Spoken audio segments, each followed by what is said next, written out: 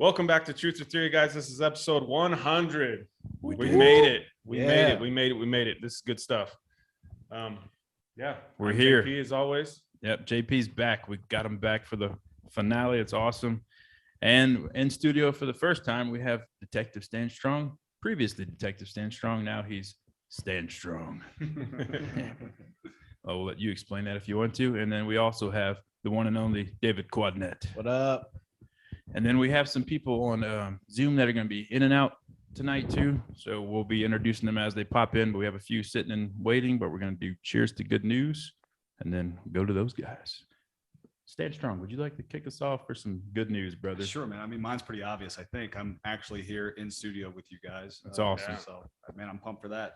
Travel a long ways. Yeah. On foot too, man. I can't believe you did. My dogs are tired. You walked all the way from Louisiana. So that's your cheers to good news. You're here, brother. Happy You're to be here. here, bro. You're here in person. I feel your energy. It's beautiful. Thanks, man. Thanks. So my cheers to good news is tied to that. Him and I have, how long have we been together? About a day now? 2 days? Yeah, about a day and a half. Just a full day and a half. Okay. We've been having a lot of stupid moments, cracking up at a lot of dumb stuff. And last night we went to see a movie, and then after we were leaving the movie, he hit me with this funny spin on the fact that I've been having a lot of personal issues. A lot of people know that. So I'm like, what if I had a nervous breakdown and he never actually came here and I made it all up?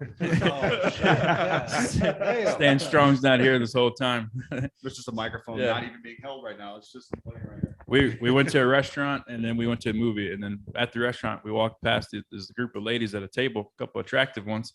I was like, dude, she totally just checked you out. And how funny would that be? Because I'm walking by myself and there's nobody with me. And I'm like, dude, she totally just checked you out. I made up this imaginary dude. He's not even with me. And then we go to the movie theater. We're walking out. I'm sitting in the damn movie by myself.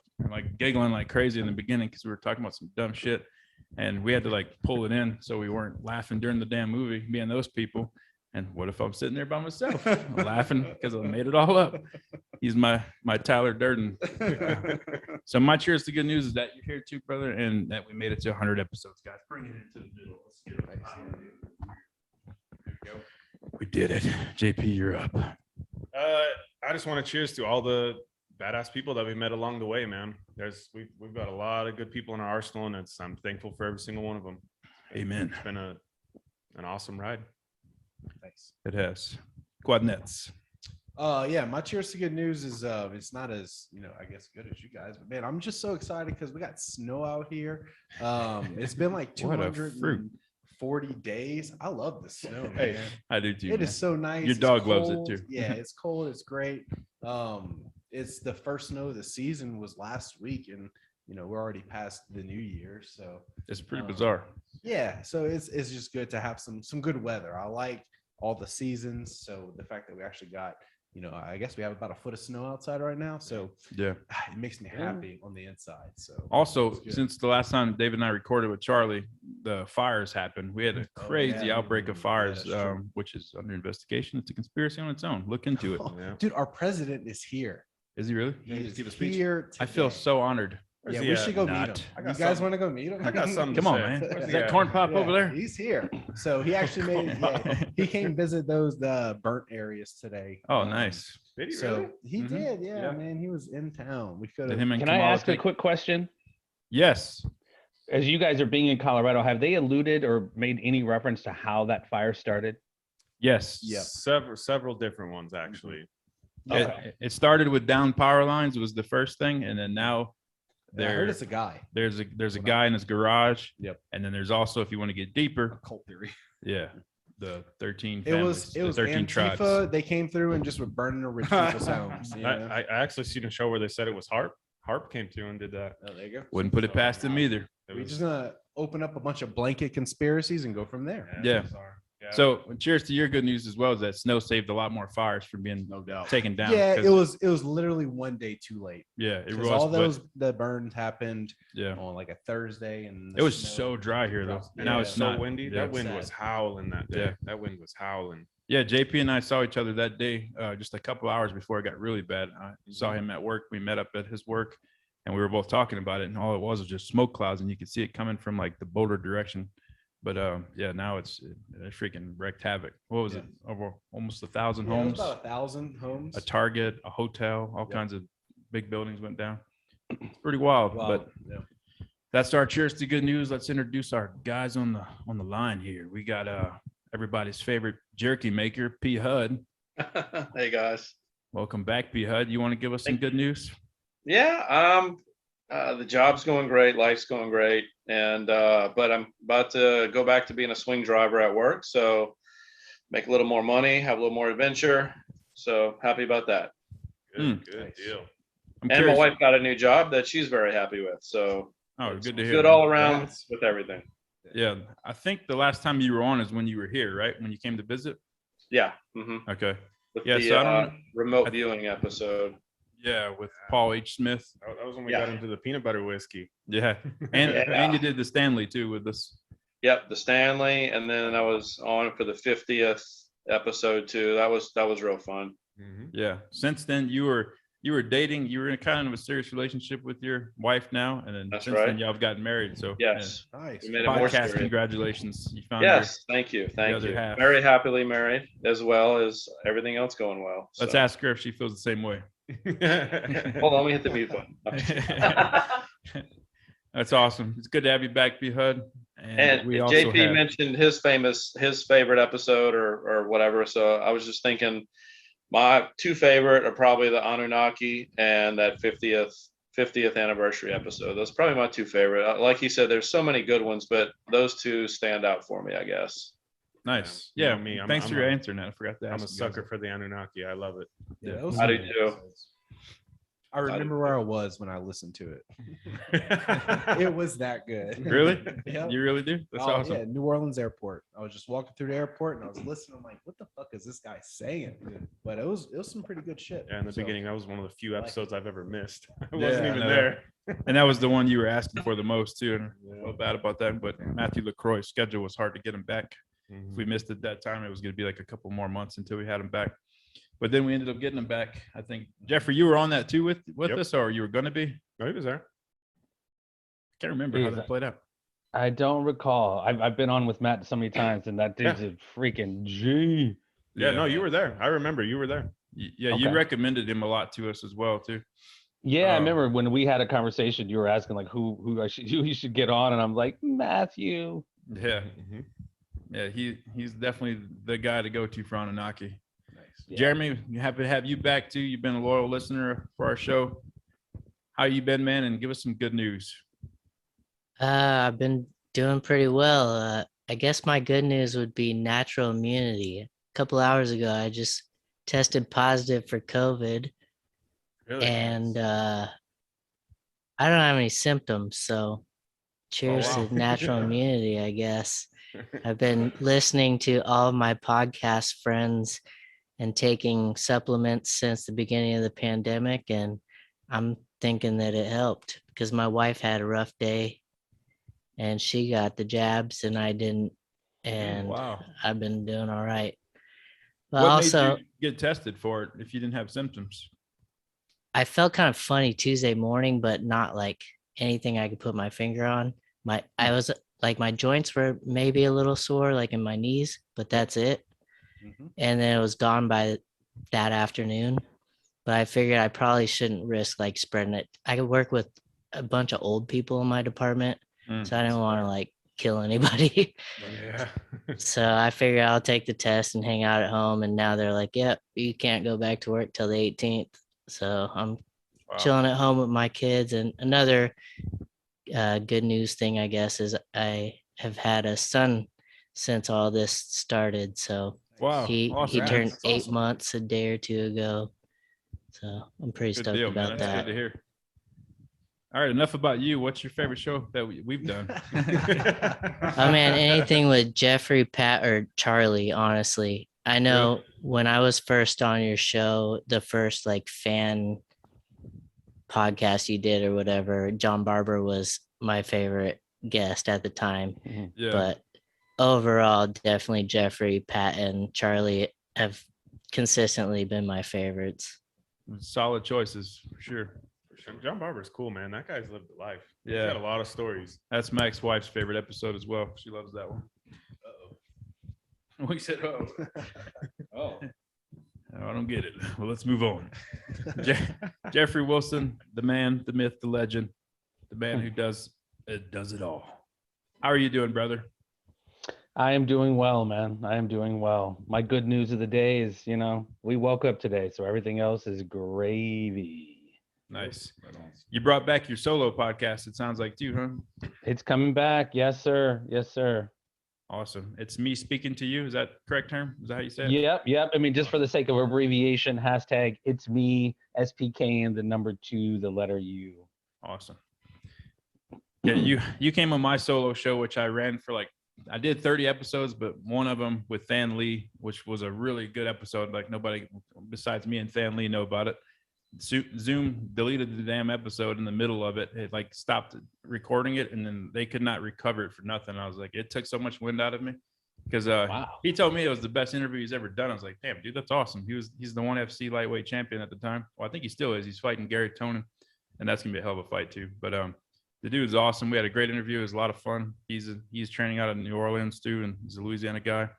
And we just had a lot of fun. It was a really fun interview. And then that happened. And then I was like, I can't do this show anymore. It killed me. Remember when you called me and you were crying, and I felt terrible for you, dude. I know. I felt terrible. How cold my hand is. Yeah.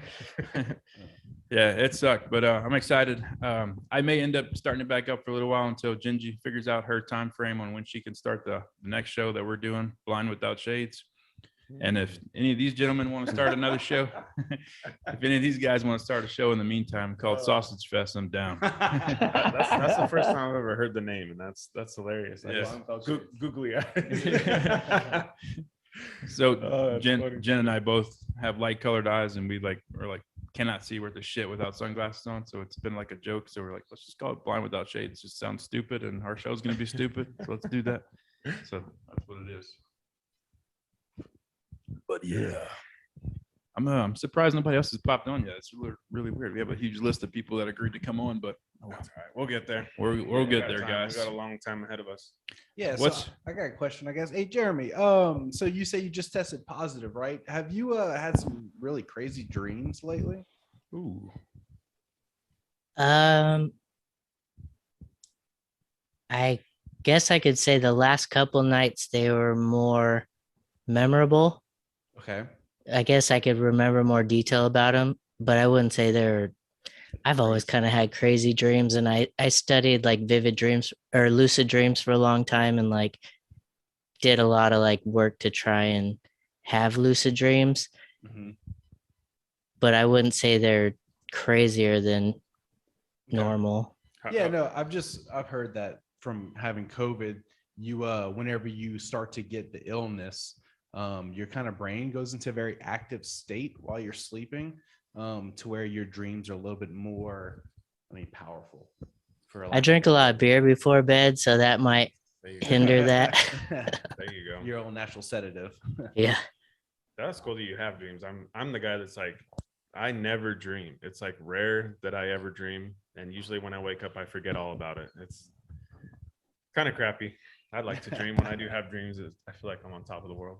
I used to take Alpha Brain before bed every night, and I would listen to lucid dreaming tracks like Hemisync and different guided lucid dreaming tracks that would help me recognize that I was in a dream. It was pretty interesting. It's been years. You're looking for a conscious state in your dream? Yeah. Nice. Ever since I've had kids, I didn't have time to mess with any of that stuff anymore, but it was fun. Have you been successful? Yeah, I've noticed a couple times, and one of the big things somebody mentioned was look at your hands in a dream, and that way you'll realize that you're dreaming. And the one time I was able to do that, my fingers looked like they were 12 inches long and super curvy. Each finger was swirly or whatever. It was crazy. That's how I realized that I was in a dream. I've always heard that you never know what time it is. There's no clocks in dreams or something like that. I've never thought to think of the time. Yeah, try that. Give that a shot. See, because that's what I've heard. I don't know.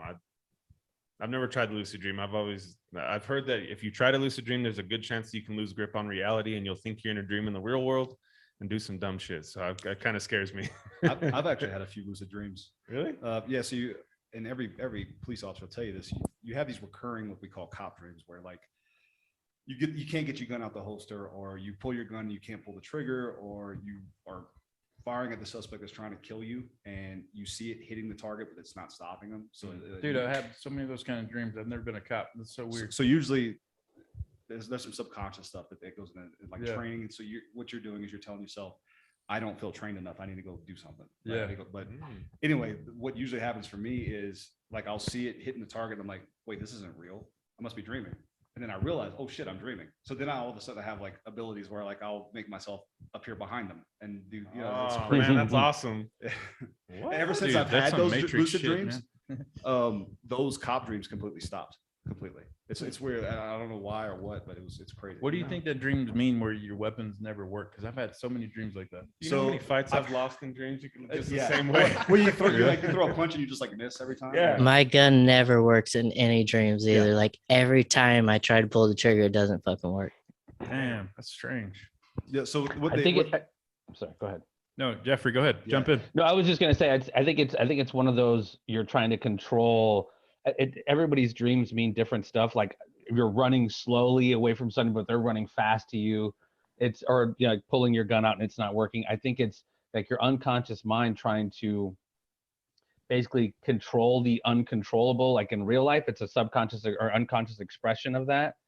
It's like trying to control something that's somewhat uncontrollable. I could be completely wrong because I'm not a dream analysis type guy, but it seems like, yeah, I don't know. I could be. It makes sense. no, it's spot on, dude. Yeah. Yeah, because your brain doesn't know what's going to happen once you pull that trigger, but you assume you know what happens, but your assumptions are not in your dreams.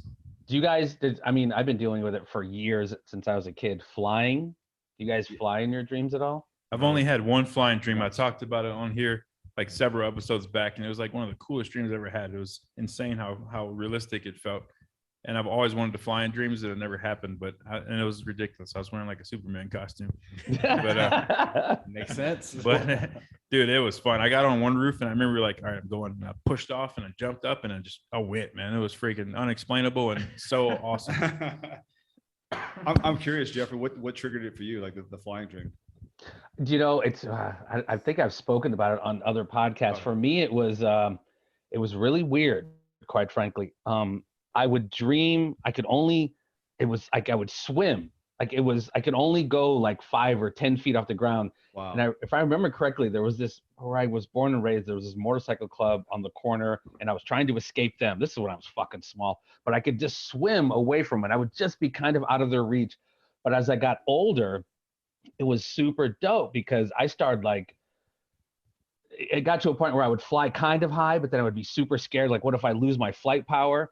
And I think, again, extrapolating how that was related to like my real life, I could easily do that because I was like, man, I'm doing this cool thing, but what if something fucks up, something happens to fuck it up?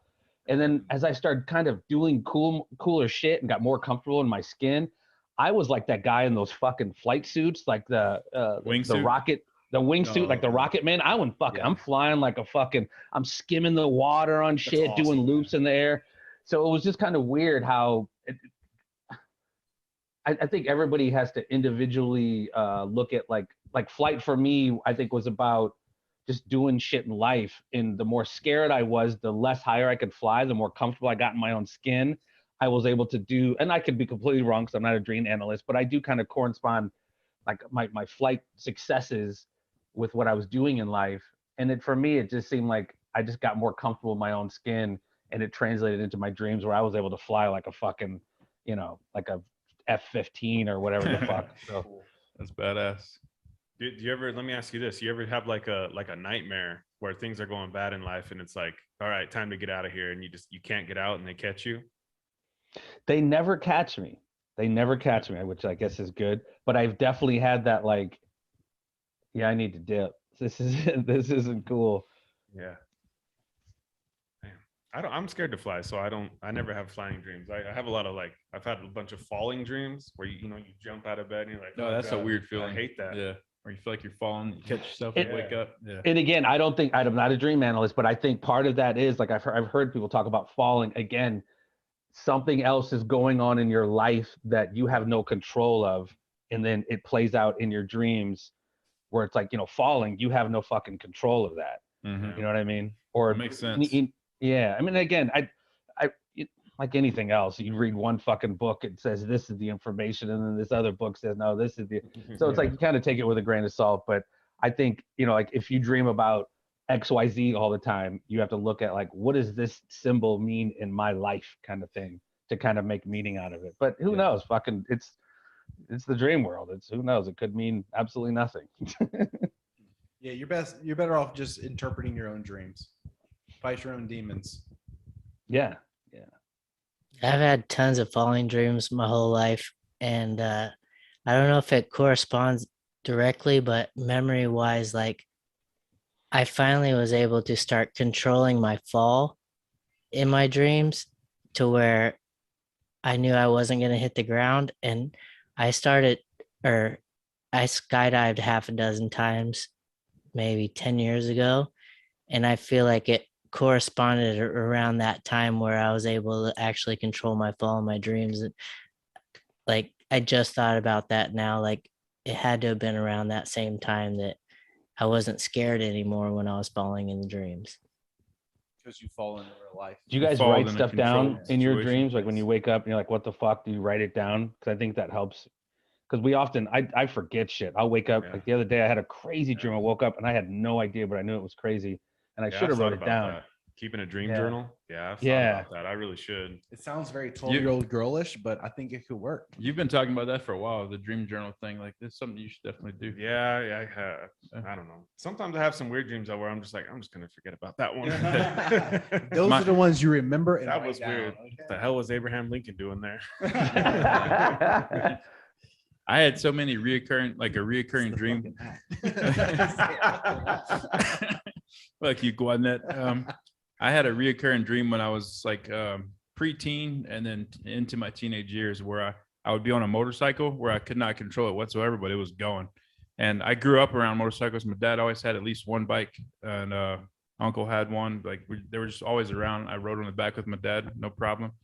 But I always had this weird thing where like I'm on the damn bike, I see my family go past me, and like shit, now I'm on my own. I'm trying to figure out how to operate this thing. But somehow it stays up, because otherwise, I mean, if I don't know how to ride a bike, obviously I would drop it too. But it stays up and it's just going, and I have no control over where it's going. So I told my dad about that too early on, and he was trying to get me used to it by running a motorcycle by myself. And then at my grandparents' house, I got on I believe it was my uncle's bike. It was a big ass bike because he's a big guy. And he was trying to show me how to pilot it basically by myself, drive by myself, pilot, reaching there. And I got on the damn thing, lost control, and it went almost hit the back of my grandpa's truck. And I like created my situation in real life. And I was like, oh shit, this is so freaky. And I almost smashed it into my back of my grandpa's truck. But eventually my dad kept working with me, and I got to, Jesus, David, so ungraceful. I got to where I could ride a motorcycle with my dad and my brother, and we'd all ride together, and I broke it, got my own bike later on. And I got rid of that fear, but that fear used to really haunt the shit out of me. Like it was like, I'd wake up like terrified. Like, I can't believe that happened again. It was such a long drawn out freaky experience. But one good thing about all this flying I want to talk about is I want to brag on my brother here. This man has been flying. He just got his pilot's license recently, and he's pursuing it deeper and deeper. You got it? It's official? I have my private pilot's license. No kidding. So I'm technically a pilot, even though I still feel like a man. student. Congratulations. I That's am awesome. currently working my way through my instrument, which means I can fly in the clouds, which I thought that there was no way I could love it anymore. But the second you pop through the clouds for the first time, dude, that is bliss. Man, What are you flying? My hands are sweating just thinking about it, dude. I hate to fly. What was that? What are you flying? Just a Cessna 172 right now. Okay. I listen to Bill Burr all the time, and he's been getting his helicopter, or he's had his helicopter license, but he's been That's talking awesome. about helicopter forever. And I've always wanted to do that, but just haven't. Yeah. You want to do the helicopter flying? Yeah. Yeah, that's what I want to do too. No, Well, helicopter. back in the day, he's kind of a closet conspiracy theorist, even though he kind of shits on him. Like, getting back to his old specials, he would talk about getting a helicopter license. He was jokingly like, I just want to be able to open my garage or open the roof to my garage. He'd be like, if something crazy goes down, Whereas a plane, you got to have a fucking runway and shit. But a helicopter, you just like pop that roof and just like you're out of there type shit. Mm-hmm. Yeah, they're both badass in different ways, and I've always loved both of them. And I got a major erection once Detective Stan Strong actually got his license. I was like, damn, that's so badass, dude. I got a friend that's a pilot, bro. We're ready to hit the fan. I'm ready. Let's do it. I'm gonna shoot out the side. JP's gonna be terrified in the back. We're gonna do it. I'm not going. We're gonna sedate JP. He won't know that he's on there. I've been trying to get JP to skydive with me forever now, but Dude, I'm in. will you? Yes. Can we do it out of your own plane and just let it go? It's a rental. Can we monetize that? Damn right we will. TikTok, where you at? Man, I can't do it.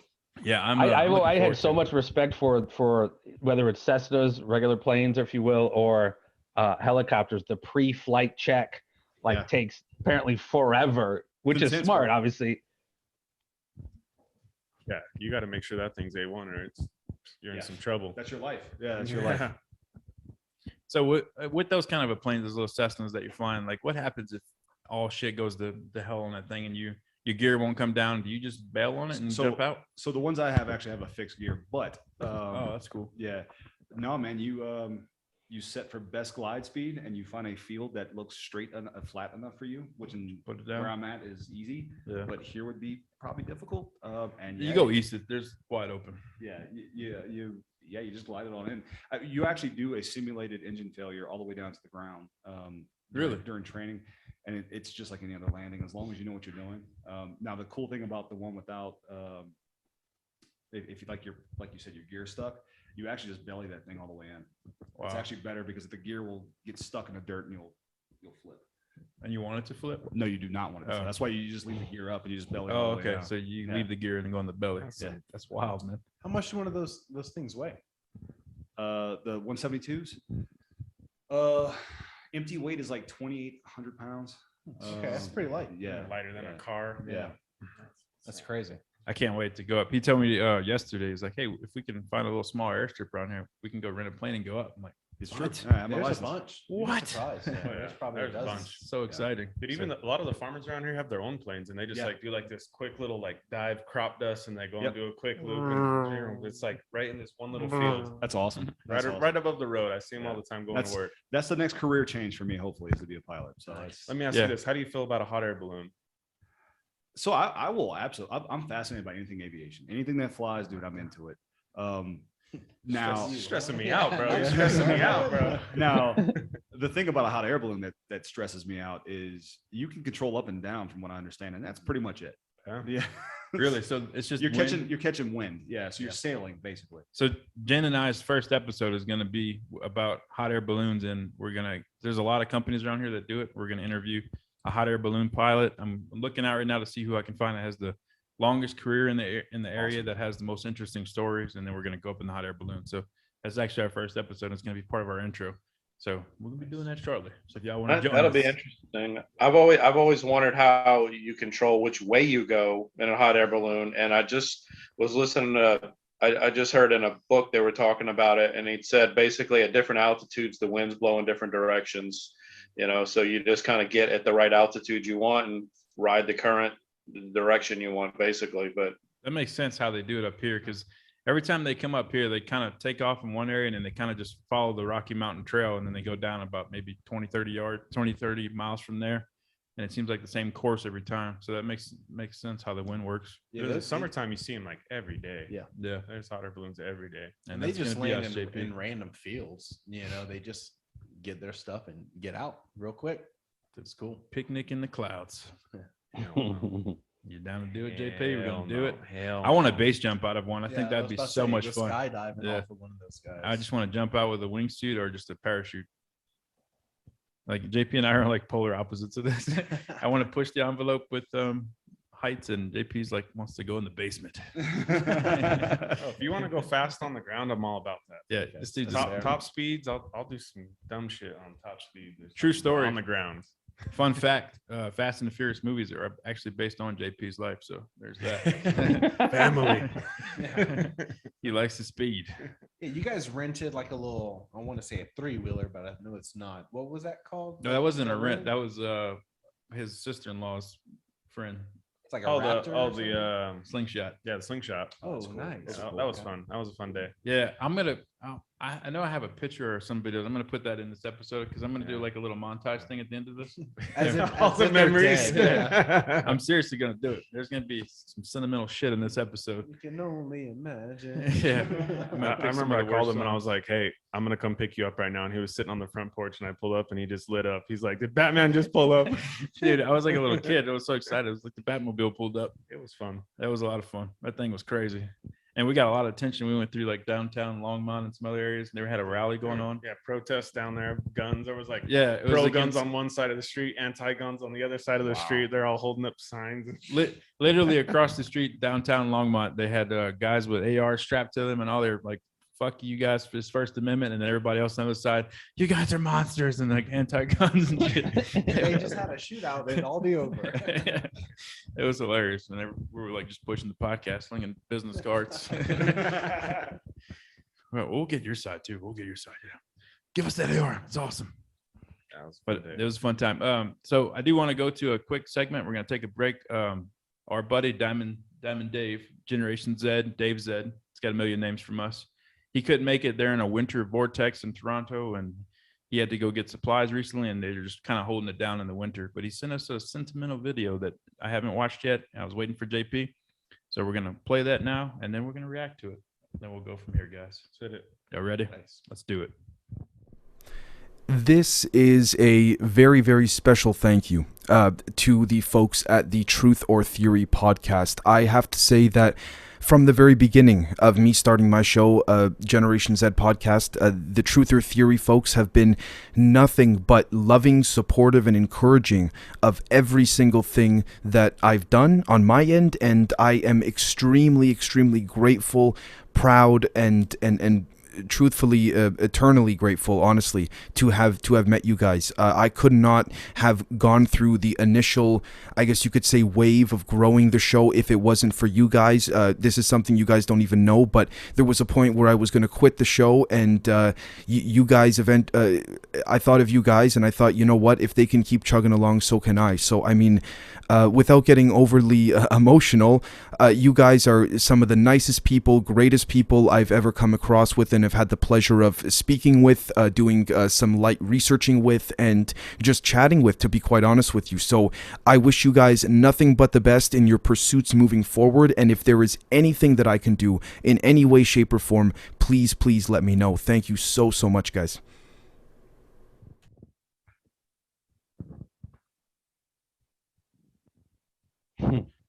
All right, we just heard Diamond Dave's message to us. JP, you start, brother. Man, I like that guy, man. I want to meet him in person. I'm gonna go to Canada. You going to Canada, He man? comes here, I go there. Or something. I got to meet this guy. You can't go to Canada. I got to see him They in won't let person. you in. Well, they probably won't. But he said he comes here once in a while. Yeah, and he's trying real hard to come visit us too. We're going to go to the comedy show when he comes. We're still working on that. I think all the stuff with COVID's messing shit up, and then I lost the house. We were going to have him stay with us too, but we're going to figure it out. And Diamond Dave, we can't wait to have you and host you in the States, brother. Thank you for the sweet message. Ever since Absolutely. I've gotten off my medicine, I get super emotional. So that shit almost made me cry, brother. So I appreciate you. Cheers. Yeah. Cheers to you, It's man. good, man. Cheers. Congrats. Cheers, thanks, whatever. Carlisle, I'll call you out, sweetheart. You have a comedy. You had a comedy night tonight. She couldn't make it, but I did give her the option to send a video, and she didn't send the damn video. So Mm. She probably didn't understand what you were saying. Okay. it was in a text message, so you couldn't hear my accent or my speech impediment. So I was able to get rid of all that in the text. She was So- like, I'll be there. And he's like, send a video. And she's like, actually, I have a show. Not good.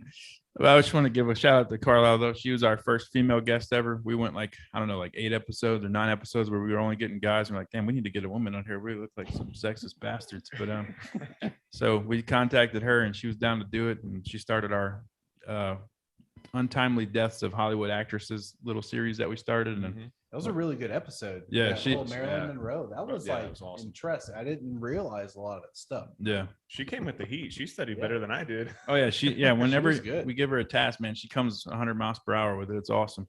And she's already agreed to come on to the next show that we do or any other shows that we do. She's a lifelong friend. So cheers to you, Carlisle. We appreciate you being our first woman guest, and sorry you couldn't make it for this thing, but hopefully you're killing it and making people laugh in wherever show you're doing right now in LA.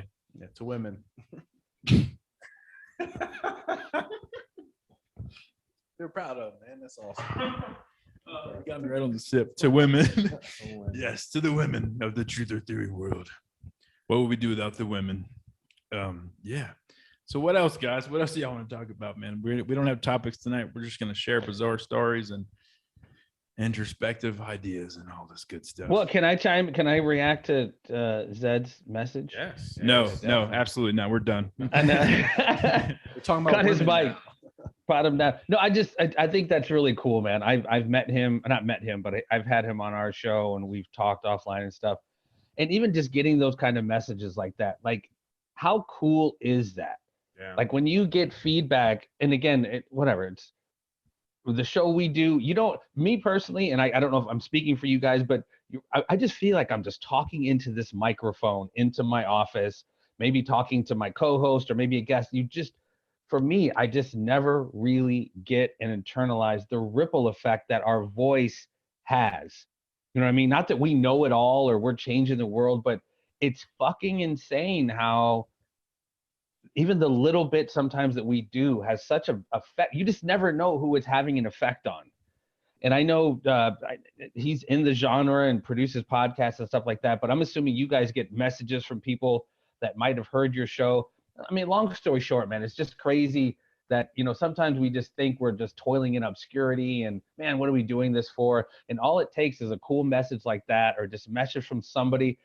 And again, it sounds cliche, even if you're just affecting or one person is hearing it and it's maybe changing their perspective or maybe how they see the world. For me, and again, I'm not speaking for everyone, that's really all you can really ask for. I mean, to just get that kind of positive feedback on how maybe what you've done, you've helped with him. He was thinking about quitting and watching you guys, he changed his fucking MO and didn't quit. So it's just, you just never know who you're affecting with your message, with your show, with your platform. And I told somebody the other day, because they were like, I want to do a podcast and this and that. I'm like, just don't chase the numbers. Don't chase the likes, et cetera, et cetera. If you have a passion for what you're doing, it's going to translate and people are going to listen to it. Even if, none of us are going to do fucking Joe Rogan numbers, but it's not about that. Sometimes it's just about reaching 1, 2, half dozen or whatever amount of people. So I don't know. I think it's really cool that he said that to you guys. And I echo those same sentiments, man. Jeffrey, you're one of my favorite motivational speakers, man. You when you were on my solo show, you went on a rant towards the end about something. I was like, damn, dude, you like really moved me and inspired the shit out of me. Like, and that just did too. Like you're so good at that stuff. It's one of your specialties for sure. You speak from the heart and it translates well. And I can see in Jeremy's face too. He's like, he said what he said earlier too, where everybody's motivated by what you say. And it's awesome, man. It's a great quality to have. Well, and I appreciate that, man. It's just, I don't know, man. I was just talking to my girl a little bit ago. I'm sorry, I don't mean to go off on a fucking rant, but we're so oftentimes motivated and define ourselves by our external experiences. I'm a doctor. I'm a black belt in Taekwondo. I've been married 30 years, whatever position, whatever thing that in our life that we're doing, we allow it to oftentimes define who we are. And anyway, I just think it's awesome, man, because I hear people talking about podcasts. There's an ocean of podcasts, and there are, man.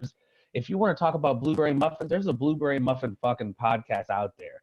But as long as you have a voice and a passion for what you do, you're going to reach other people. And even if it's 1 or 2 people, that's all that really fucking matters, man. I don't know. I think it's really cool that he said that to you guys, and you guys, I hope you guys don't go anywhere. I hope you guys do come back in some different iteration or whatever, because all voices are needed. Everybody has a fucking lane here. Yep. And we're living in absolutely crazy times, and we're all trying to just get stuff off our chest, man. I talked to my good friend Sam Tripoli, who I think you guys know and watch his shows. Mhm. We were talking about how therapeutic podcasting is for him. You know, Willy, with whatever you're going through, any of us, fuck, man, I just fucking lost my daughter's mom. I just buried her a few weeks ago. It's like life is Yeah, man. crazy right now, man. Life is fucking crazy. And if you want to put your voice out there, that takes a lot of balls to do that. But again, never underestimate how much you could affect people by having your voice and by getting your voice out there. I don't know if any of that makes sense, but I think it was really cool what he said, and I echo those sentiments. Thank you guys for doing what you do for these 100 episodes, and please continue to do what you're doing, man, because all these voices have value. Yeah. If as you a don't mind, listener- I'd like to Jim. respond to that as a listener and as a non-podcaster, and just show how much this community has meant to me. One day I tweeted, if I could have dinner with any 4 people, it would be, I don't remember the order, but Jeffrey Wilson, Monica Perez, Sam Tripoli, and Charlie Robinson. Yeah. And every single one of them liked my tweet. That's what this community is like. Like, they all care about the people that listen to their shows, and they show that. They go out of their way to like a tweet or respond to a tweet. I think some of them retweeted it. Your show is how I found Monica Perez when she was on Truth or Theory the first time. And because of that, I ended up being in their Discord, and I found a community of people that are like-minded like me. And actually last week I ended up spending New Year's Eve at midnight toasting with 2 people in the voice or the video chat of the Propaganda Report Discord, like having drinks with them. And that was my New Year's Eve, was with Propaganda Report Discord people, because I found them through your podcast. That's so awesome, Jeremy. That's so awesome to hear. I don't know if I can quit the show. I don't know if I can quit the show now, man. Are we doing another 100, brother? We doing it? Man, you guys. Fuck, let's do a you guys whole are pulling group on of my guys heart now. right now. Well, yeah, we all both have mentioned the most important thing in life, right? So it's community. So, you know, this day and age, it's so hard to find a group of like-minded people that you can have that community with, you know, because most of us here, we grew up in the South, and in the South, it's a community-based lifestyle. You know, we're different than everywhere else in the United States. Just on how we don't have counties, we have parishes. You know, this is different because we want community of people. The more people we have together, the better and stronger we'll be. And it's nice because through this podcast and others like it, we get to find people that, you know, our hearts sing the same song. And that's really nice because we can all, okay, cool. Someone else is thinking what I'm thinking. I'm not fucking crazy. Like, this is not all. So true. They're It's not true, man. coming after me. I'm not alone. So you guys hit it really the nail on the head with the whole community thing, because I'm right there with you. You know, I found the Prop Report through these guys. You know, I was like, who is this lady? She really knows what she's saying.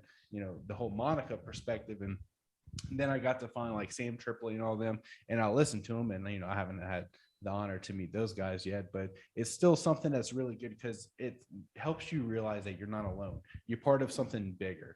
So the fact that you guys would bring in community behind it is that, you know, you can be as different as you want, but you're really, there are other people like you, which is nice. Well, and touching on what you just said, bro, and I've noticed this even with the quote unquote normies or people who aren't even in this alternative media world, we're not alone, dude. Right. Everyone is smelling it like a fart in a fucking car. Something is wrong. Something is off. And again, whether you're in this podcast world of alternative kind of information, all this other shit, views of history, etc., that's why I'm saying, you guys, your voice has value. Every voice has value because every collective voice is honestly, whether we say it, we might say it in different ways. Sam might be talking about, hey, the fucking earth is flat or whatever, you know, not even to get into that, but we're all sensing that something is off. We've been lied to over and over again. That's kind of the frustrating part that I see of everything. It's like, you know, people who are, I'm sorry, I don't mean to turn this into an episode of like vaccines and shit like that, but we're suffering from like mass. Man. Yeah, go wide open. we're suffering from like literally mass Stockholm syndrome. We're seeing the world that we've known and grown up in change in such a short period of time. They've been lying to us forever, but it is so next level right now. But it seems to me that more and more people are waking up. Not enough, obviously, because we're still seeing people lining up for fucking boosters and whatever else. But you know, honestly, things like the Joe Rogan podcast with the Dr. McCullough and the Dr. Maloney. Joe Rogan has fucking weight, man. And slowly but surely, that shit's going to seep out on how we've all been played on all of this COVID vaccine shit. But my long story short is your normal folks are starting to wake up to it. So the more voices that can come out and be like, you know what, this is some bullshit, I think it's going to serve as a very good purpose as time goes on. But I mean, I don't know. They're censoring so many voices, et cetera, et cetera. But long story short, people are getting, it's impacting people what we're doing. And one thing that's good is that the amount of censoring that they are doing now is hurting them more than helping. I mean, like you said, Joe Rogan, for example, you know, he has more views than any cable network out there. Mm-hmm. You know, he's doing better than all of them. And the fact that for them to mute him, they have to make it publicly known, you know? So everyone is saying, well, why are they muting someone on the Joe Rogan podcast? Because they are definitely people that listen to Joe Rogan that are not as open-minded, I guess. And even outside of the podcast world, like we've talked about, I've interviewed Del Bigtree, who I don't know if you guys know who that is, the guy who did Unvaccinated or whatever it was. But anyway, we're all starting to realize, wait a minute, you can shoot me up with this shit. I can have an adverse reaction, but there were laws placed 20 years ago against suing these companies. You know what I mean? It's like, again, all of that is starting to slowly wake people up. It's like, wow, why can't I sue you? Huh? Yeah. Or Pfizer saying, we're not going to be able to, or whatever company it was, you're not going to be able to view our records on the impact of this for 55, 60 years, like it's the Kennedy assassination. Geez, to me, that reeks of somebody who's trying to fucking hide something. And like you just said, this is public information. This isn't information you have to dig for. But again, you know, these celebrities who are double vaxxed and boosted, still getting it, it's slowly starting to seep out that this is some straight up bullshit. And is it going to prevent what we know this is, this fourth industrial revolution, moving into this whole new kind of aspect of society and how we do things? I don't know. But I think it's with voices like ours, man, as small as they might be, they're seeping into these nooks and crannies, in addition to the public information about not being able to sue these companies and adverse effects. Gee, wait a minute. So many kids now, you guys just introduced the vaccines for kids, whatever it was, 5 to 16.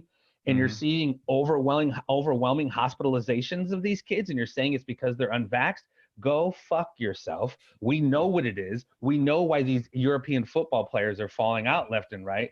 So, I mean, again, it's a slow roll. Nothing's going to happen overnight. Agenda 21 wasn't just for 2021. It's for the 21st century. We're in the infant stages of a long-term game plan.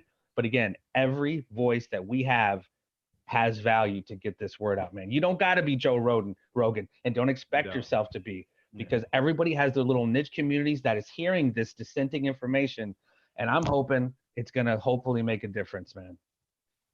Yeah, if I could feed into that, man, and that's very well said. And what it makes me think is, don't for a second take for granted the small ripples in the pond that you all have created by giving people these voices, because you don't know what those ripples are going to then affect other people. Yes. And that's how you create a tidal wave of change, man. And so no doubt, to tie it all back together into you guys, y'all did some amazing work, even though it doesn't feel like it. Thank you. Appreciate that, man. Yeah. I have a confession. I feel a little bad. You guys keep mentioning Joe Rogan. He asked to come on this episode. And I said, I kind of have a full booked guest list right now, but maybe if we come back, we'll have you on or something. I don't know. But Joe who? Yeah, Joe Hogan. Sorry, Joe guys. Hogan. That's Joe Hogan. Yeah. Hey, I have to tell you this, and I have to suck my own dick for a second. My name was actually mentioned on the Joe Rogan podcast when Pat was on there. So sometimes I'll just go on and like, Jeffrey Wilson, I remember that. Jeffrey Wilson. Yeah. Jeffrey Wilson. Jeffrey Wilson. Bro, let's manifest that right now. You're gonna be a guest on the Joe Rogan podcast. Oh yeah. I'm gonna call I it highly right now. doubt that. I highly doubt that. That's the episode that got me to good. start listening to the Conspiracy Farm. So Oh, that's thanks what's to up, dude. Joe Rogan that led to all of it, I guess. That's really cool. I want to give a shout out to p-hud too. Y'all mentioned Monica in the propaganda report earlier. I had no idea who Monica was or the propaganda report. p-hud called me up one night and said, "Hey, I got this lady I think would be an awesome guest for you. You should try to get her on the show." Nice. So I reached out to her that night and she got back to me the same night, and then we got her scheduled. So I would have never known the propaganda report if it wasn't for p-hud. So thank you for your jerky. Thank you for the great guest and friendship, brother. You know, that's actually a really great idea because me and the wife, we talk about Monica like she's at our dinner table with us. So thank you. Each one, teach one, baby. Yeah. There Yeah, it is. no. There it is. Each One, teach one. Here we go. And JP for Diamond Dave Zed, he found him and sent me his YouTube channel. I was like, "Hey, I think this guy would be a cool guest too." And then now he's our boyfriend. We share him. Man, that dude. There's so many. I mean, dude, that's what's so cool, man. People talk about it being oversaturated. I so disagree, man. That the free market will decide. If you want to have a podcast, people are going to listen to it or not listen to it. That's just how the free market is. But honestly, again, man, 100 episodes, it's a testament to you guys. And I know you guys don't have your head in the fucking sand. Part of the reason that we've kind of paused the cause on the Conspiracy Farm. So as many people know, my co-host Pat went to DC on January 6th, didn't do shit wrong, was literally just there, but that didn't stop him from receiving a visit from the FBI talking about, "I know who you are, I know about your show, et cetera, et cetera." But again, you guys are doing this in the face of serious blowback. And one of those blowbacks is, you know, this legislation of potential, what do they call it? Domestic terrorism. And people who do what we do, I can guarantee you are going to be on that list. So again, you know, I take what we do very seriously. And I tell people, like, if you're going to jump put your foot into these fucking waters, buckle the fuck up, man. Cause whether you try to monetize it or not, or it's just a hobby, what you're saying and what you're doing is going out there algorithmically, and it's going to be, you know, you can easily be placed on this list.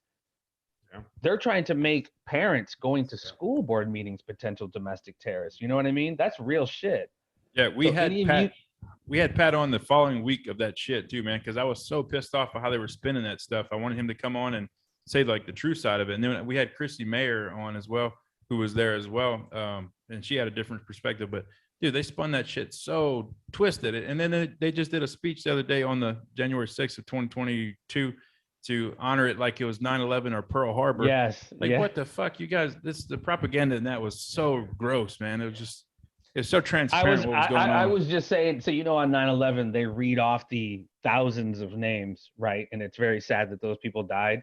But no, you're absolutely right, because they're trying to treat it like 9/11. So when I punched on YouTube last night, there was a live, whatever, some Congress people were outside of the Capitol steps. Nancy? I forget who it was, but it's like, all right, we're going to read off the people who died here. Yeah. Is that TikTok?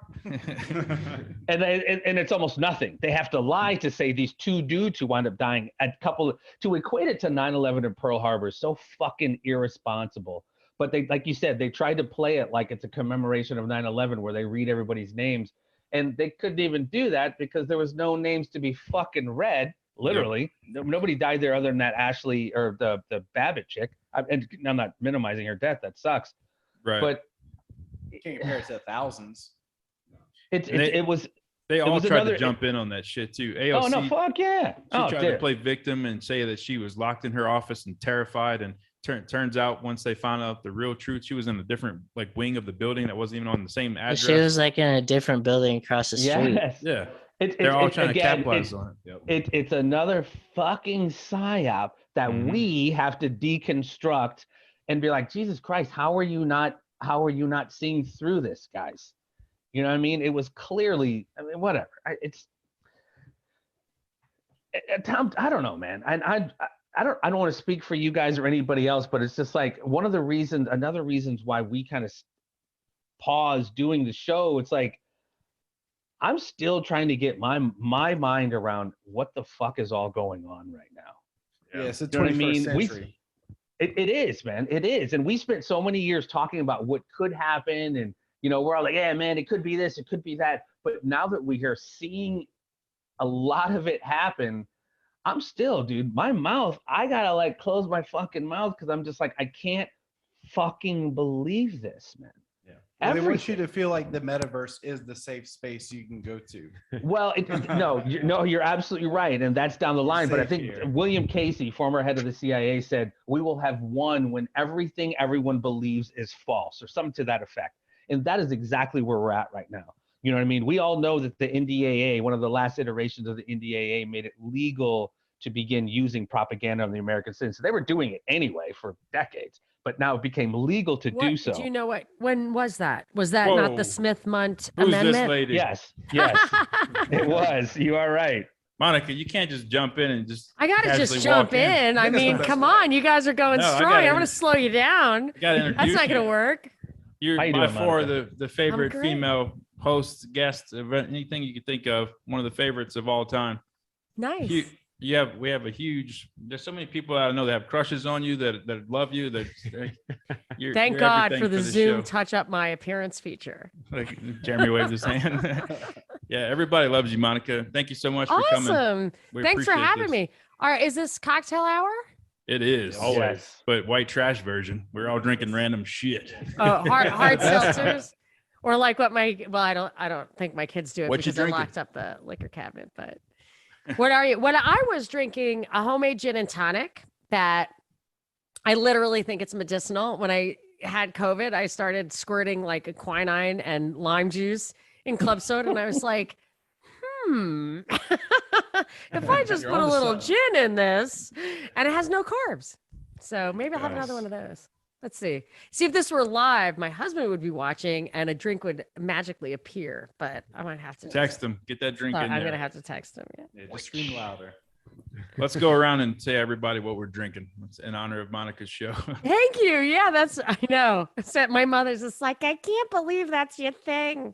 Got a mom impression on the 100th episode. I love it. Always good. Jeffrey Wilson's rocking the Modelo. Hey, my man. me JP's too. rocking the Modelo. Cerveza, way. What you got, Quadnet? What are you drinking over there, buddy? Oh, this is a local brewery out here. It's a Lush Puppy. It's a hazy IPA. It's not bad. Nice. It's good. Nice. And my boyfriend's been serving me drinks all night tonight. Detective Stan Strong, who's now a pilot.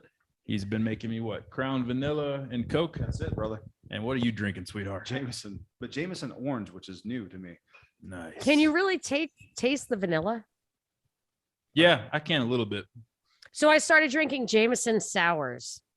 Mm. And at the Irish bar, I asked for one and they were just like, I never heard of that. I'm like, first of all, obviously you can figure it out. But second of all, nobody does that. Like they just drink it neat. And I was like, oh, I'm a girl. Like, sorry. That's true. But I want to hear what Big Perm is drinking. Do I not Yeah, already Jeremy. know?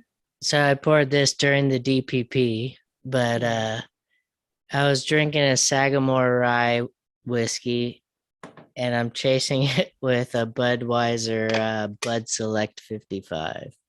I don't drink beer, but I love rye.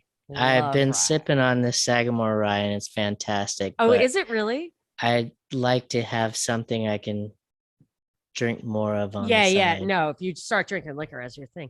But when I moved to Texas, I relocated to Texas when around the time I got married. So that was a long time ago. And these two gals, I didn't know they were they were the girlfriends of my husband's friends. We were going to a wedding in Fredericksburg and they picked me up from the airport and I just got in from New York. So I didn't realize how unusual this was because in New York, nobody drives.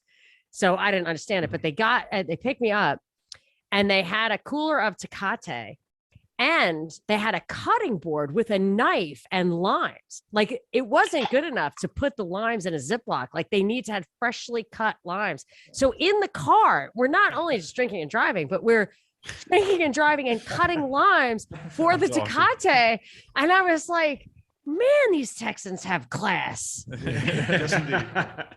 It's funny Word. because I got this bottle of Sagamore from a Texas-based Facebook page called something or someone say whiskey, and they do their own barrel picks where they'll go to the distillery and purchase a barrel and they'll bottle them up and they put their own labels on them. So this is the Rye 2D2 and it has like a picture of R2D2 on the Sagamore Rye bottle. Nice. So am I going to like that? Can you mix it with something? I tend to mix. I'll make like a Brooklyn. I don't mix. Yeah, my don't nobody liquors. mixes. See, that's the thing. But I feel like if you took, I like to drink cocktails. If you take a cocktail made with rot gut and you take a cocktail made with something fine, the fine one's going to taste really, really good. And I don't want to always drink straight booze. I might, if I have to go there, I'm going to have to switch to scotch. It's the only thing I can really just You can drink that straight all day. Single malt. Now, Winnie, I like. p-hud, are you drinking tonight, brother? You look pretty somber over there. Well, that's why I stopped at my one Corona, so I just didn't pass out from drinking a second one. I'm a major lightweight.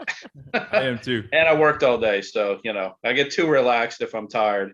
And chit chatting under the influence is a very dangerous occupation, especially if it's not live, where everybody knows it's like 7 o'clock on a Friday. Why would you do a not live thing at 7 o'clock on a Friday?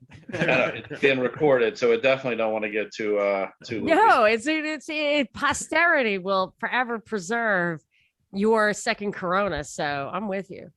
I think it's a good idea that we kill all the blacks. Kill all the blacks, it will be better. Very well said. is it? Okay, we can just follow suit on that. Centuries of brainwashing.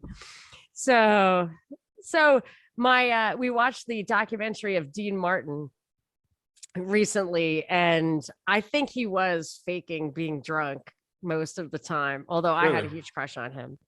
But yeah, I think That's what I heard. was I heard he always drank ginger ale instead of, it looked like whiskey. Oh, but you I heard the same thing, or apple cider. Yeah. Yes, exactly. Hey, Brad. Yay. Brad's coming. Or like Foster Brooks. You know who Foster Brooks is, right? No. What? I know the name, but who is Foster? So Foster Brooks used to be on those roasts that they used to do, like the Dean Martin roast. Yes, I remember whatever. the Dean Martin roast. So just punch up any video when we're done with Foster Brooks. He did the best drunk guy ever while being stone cold sober. Wow. Okay, I'll have to check it out. Yes. So I don't have that skill. I actually drink and You're just drunk.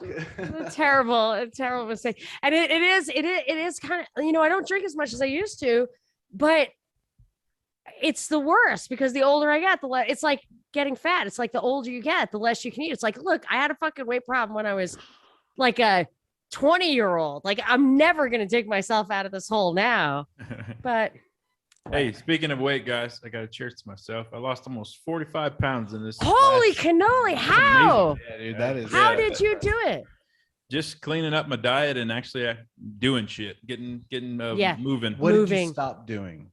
My 2021, I basically, when my marriage was going to hell, when I was living in my basement and I became like a hermit in my own basement, I was depressed. I lost my job that I was making good money and my life just went like this shit. And I was like, damn, I'm in a funk. And then I just kind of just went downhill and then just stopped doing stuff as much. I didn't work out. I was eating crappy. I didn't care about what my diet was. So when I switched all that stuff and started being cautious about what I eat and actually doing things and working out, it all started coming off like crazy. And then I've said it many times on here, I got off all my pharmaceutical pills that I was on, which I believe was poisoning me as well. I always say, look at what you're doing. That's what you were saying. Like, what did you stop doing? Do you have a lot of responsibilities with your kids? Or not so much? Yeah, I mean, not as much as my ex-wife right now. It's unfortunate. What you got there, Jeremy? Oh, that's cool, the R2, the R2D2. I love it. R2D2. If you're just I might listening, have to have you one have of to them. check it out on YouTube to see what Jeremy just showed. It's pretty cool. A bottle of booze, R2D2. But because I feel like if you have a little more time, so if you don't have like kids constantly around, it's a little easier to take control of your own life. I mean, it brings up other stresses, I'm sure, and financial burdens, but you can, I think, take care of yourself a little. Like I just noticed it as my kids got older and could take care of themselves a little bit. I could squeeze an hour in to go for a walk. And I thought, yeah, it's true. I thought it was funny for a while that I became fat too, because I've like always been a lean guy. And I was like, this is hilarious that it's like a fat version of me right now. And then it just went on way too long. And I tell my kids, like, please make fun of me. If you have something you think of that's funny, say it, because I don't want to get comfortable with this. And It's not good. It's not healthy. But how I are you don't going to want do them the guy locked in the Waffle House bathroom if you're not fat? thinking- Shout out to Trent Conway. Yeah. But yeah, I feel so much better now that I'm off pharmaceutical stuff. I'm my real version now. My body's like getting back to what I used to be. You I'm are actually- the skinny guy who was fighting to get out. Yeah, I was trapped in a fat man's body and now I'm out. So- I'm free. I know That's I huge, man. missed. That's huge. Why is this the last episode? Are we not? Did I miss that? You did, but we didn't record it. So Jeffrey asked us that before we started recording. So we should touch on that for the actual episode. I'll let Yeah. JP start. I talked too much. Yeah, I mean, basically, we just it's kind of difficult with because Willy moved so far away, and then so it's a long drive for me after work, and it's just been kind of complicated. So we kind of thought about doing the Zoom thing, but every time I do a Zoom, it's a pain in the neck on my side because it never comes through right. And I don't know, we've just been busy. We've just been super busy and just kind of not doing our studies and this and that. It's just weighing heavy and. Our lives just got way more complicated, and Yeah. the Well, weight it's of good this to admit genre. that. Yeah. To come to terms with that. I mean, I'm trying to push through until my kids are out. Like, I don't want to walk away because we've built so much. Yeah. But Binkley can tell you, like, it's just so much effort, and you really have to focus and be there for it. And if you have other obligations or demands or distractions, you just can't. And you gotta. It's not like it's, you're gonna be a superstar. Someone's like, oh, worth it, like tournament theory, like someday, like you're really gonna get there. But for me, I just feel like I've been doing this for like 11 years, and in like 1 year, I really won't have all these obligations. So I am pushing through, but you're just at the beginning. You've got little kids and a lot of work, and I think it is much better when you guys can be together. Yeah. It feels more natural, and honestly, all the kind words that we've heard tonight with the phone messages we've got and all the kind words from you guys, and I know people are listening. It's like I might cry on the way home. I don't know. Yeah, I was super bummed. Yeah, you've got. I think that you highest- guys are fantastic. Yeah. We were on the show a couple of times, and I don't know you guys as well as Monica, but I know that the times that we've been on, you guys are very welcoming. It feels very warm speaking to you. I can relate to you because I feel, even though you guys are up in Colorado, I feel like we both have kind of a little bit of, I don't want to say redneckish, and country boy, but country. a Yeah, little West Virginia in you. yeah, totally. So Right. that we that are always, from Louisiana, okay? yeah, it always Hang made me on. feel welcome and fun. I enjoy your sense of humor, and thank you for having us on the show. I always had a great time with you. And I your can't tell. episodes are always one of the most listened to of our shows. Thank y'all for saying that. I can't tell. Is that Brad or Tom Hiddleston here? We got Loki on. Did you audition for that? burdened part? with a glorious whatever the fuck he's burned with. I don't know. We've been Didn't doing you DPP. audition for that actual part? No, I didn't audition for that part. Oh, I thought you did. I thought you You did. should. No, I didn't. You Yeah. had it. You It was had a it. different one. Brad, thanks for coming in, man. Anybody just listening to the show and not watching, he just popped in with Monica too. And man, we have so many listeners that love your guys' show so much, and like including David. Him and his wife love you guys, and Yeah, y'all are Ah, awesome. thank you. I kind of want to put you on blast, and I want you to That's say, cool, man. That's good. tell me Go what for you it. said. Tell them what you told me recently about how you Oh, guys. don't. Well, I'm allowed to subscribe to one podcast, and it's about to be done. So I'll have an open podcast to subscribe to. So look forward to it. It'll be coming next You're week. joining their Patreon. Well, we're gonna Yeah, that's right. What's the name of it? us. Oh, Yeah, fuck. exactly. Yeah. I listen to the prop literally every single day. It's the first one I turn Oh, that's on. fantastic. Yeah, And it's we're great. gonna like package up. We joined locals because we wanted to have like a kind of private Twitter, more or less. But we're gonna make a package so that, like, if you want to join multiples, you can. Only because there's just no one thing has everything, and it does get a little. I don't know if you guys got too much into the social media, but it's you can get I can, if I spend 1 hour on Twitter a night, it's just not enough to keep up with everything. So I just That's a gotta let weird some of like it go. pressure that social media gives you. Like when you go back to like you take a little break from it, you get back in, you're like, damn, I got to catch up, and then you kind Yeah. of like you get lured into it. Now you're spending more and more time on it. It's like a FOMO thing that it creates. Like you get the whole thing. there you're has left to be. out. Yeah. something chemical about the Mhm. the way it, like, I feel like it's a responsibility. It's like answer every single tweet, but I can't hardly do it anymore. Yeah. And the that's the screen problem, is too, that just the looking at people- the screen mesmerizes you. It kind of hypnotizes you. It keeps just you simply- up. I read yeah. a book, I fall asleep. Well, it's supposed to. That's what it's generated for. And like most of the people that probably follow you guys, they're not on social media. Your audience is not the ones who are just watching you or looking for your next tweet or your Instagram post. Those are not the people that Sophisticated. you want. So you got to have a different avenue, which is tough these days because Yeah. the world is not going in that direction. Right. Yeah, how can we make this positive? Like, I just really am determined to have 2022, like just white pilled positivity. I think that we're gonna bust through this war. World War III is not going to be as long as World War II, World War I. And maybe that in itself is a reason for positivity. But how are we gonna? I mean, is there hope for the remnant if everybody's got some kind of GMO shit floating around in their bloodstream? Like, This is a What? 100-year war, right? Until everyone puts a chip in their head, we're still at battle. all right, I'll keep fighting. There you go. Yep. I know, but it'd be easier for you to reach your people if we all had a chip in our head. that's the catch-22 there. Right. That is a good point. Monica and Brett, you guys don't know, and I don't know if Jeffrey does either. These two guys on the end are muscle, are security for JP and I. Those guys are big. Those are ripped. we're just Yeah. watching out for everybody. Big sons of Gotta have bitches it. here. So this is Detective Stan Strong. He's a regular on our show. He's What's up, man? Is that your real name? Yes, It's not my real name. No. I gave it to him. It's real. That's cool though to be able to say I'm Detective Stan Strong. Yeah, Yeah. Oh, I gave it's him that Stan. name during the whole It's crisis thing of anti-police stuff because he's former homicide detective and Damn. now he's a yeah. pilot. He's a really badass dude. Got a lot of cool stories and been a good friend of mine. He's been on our show maybe 4 or 5 times, twice, 3, whatever. Yeah. 3 times tonight. And then David Quadnet has been stand-in host for me, and he's been a long friend of mine as well. Good dude.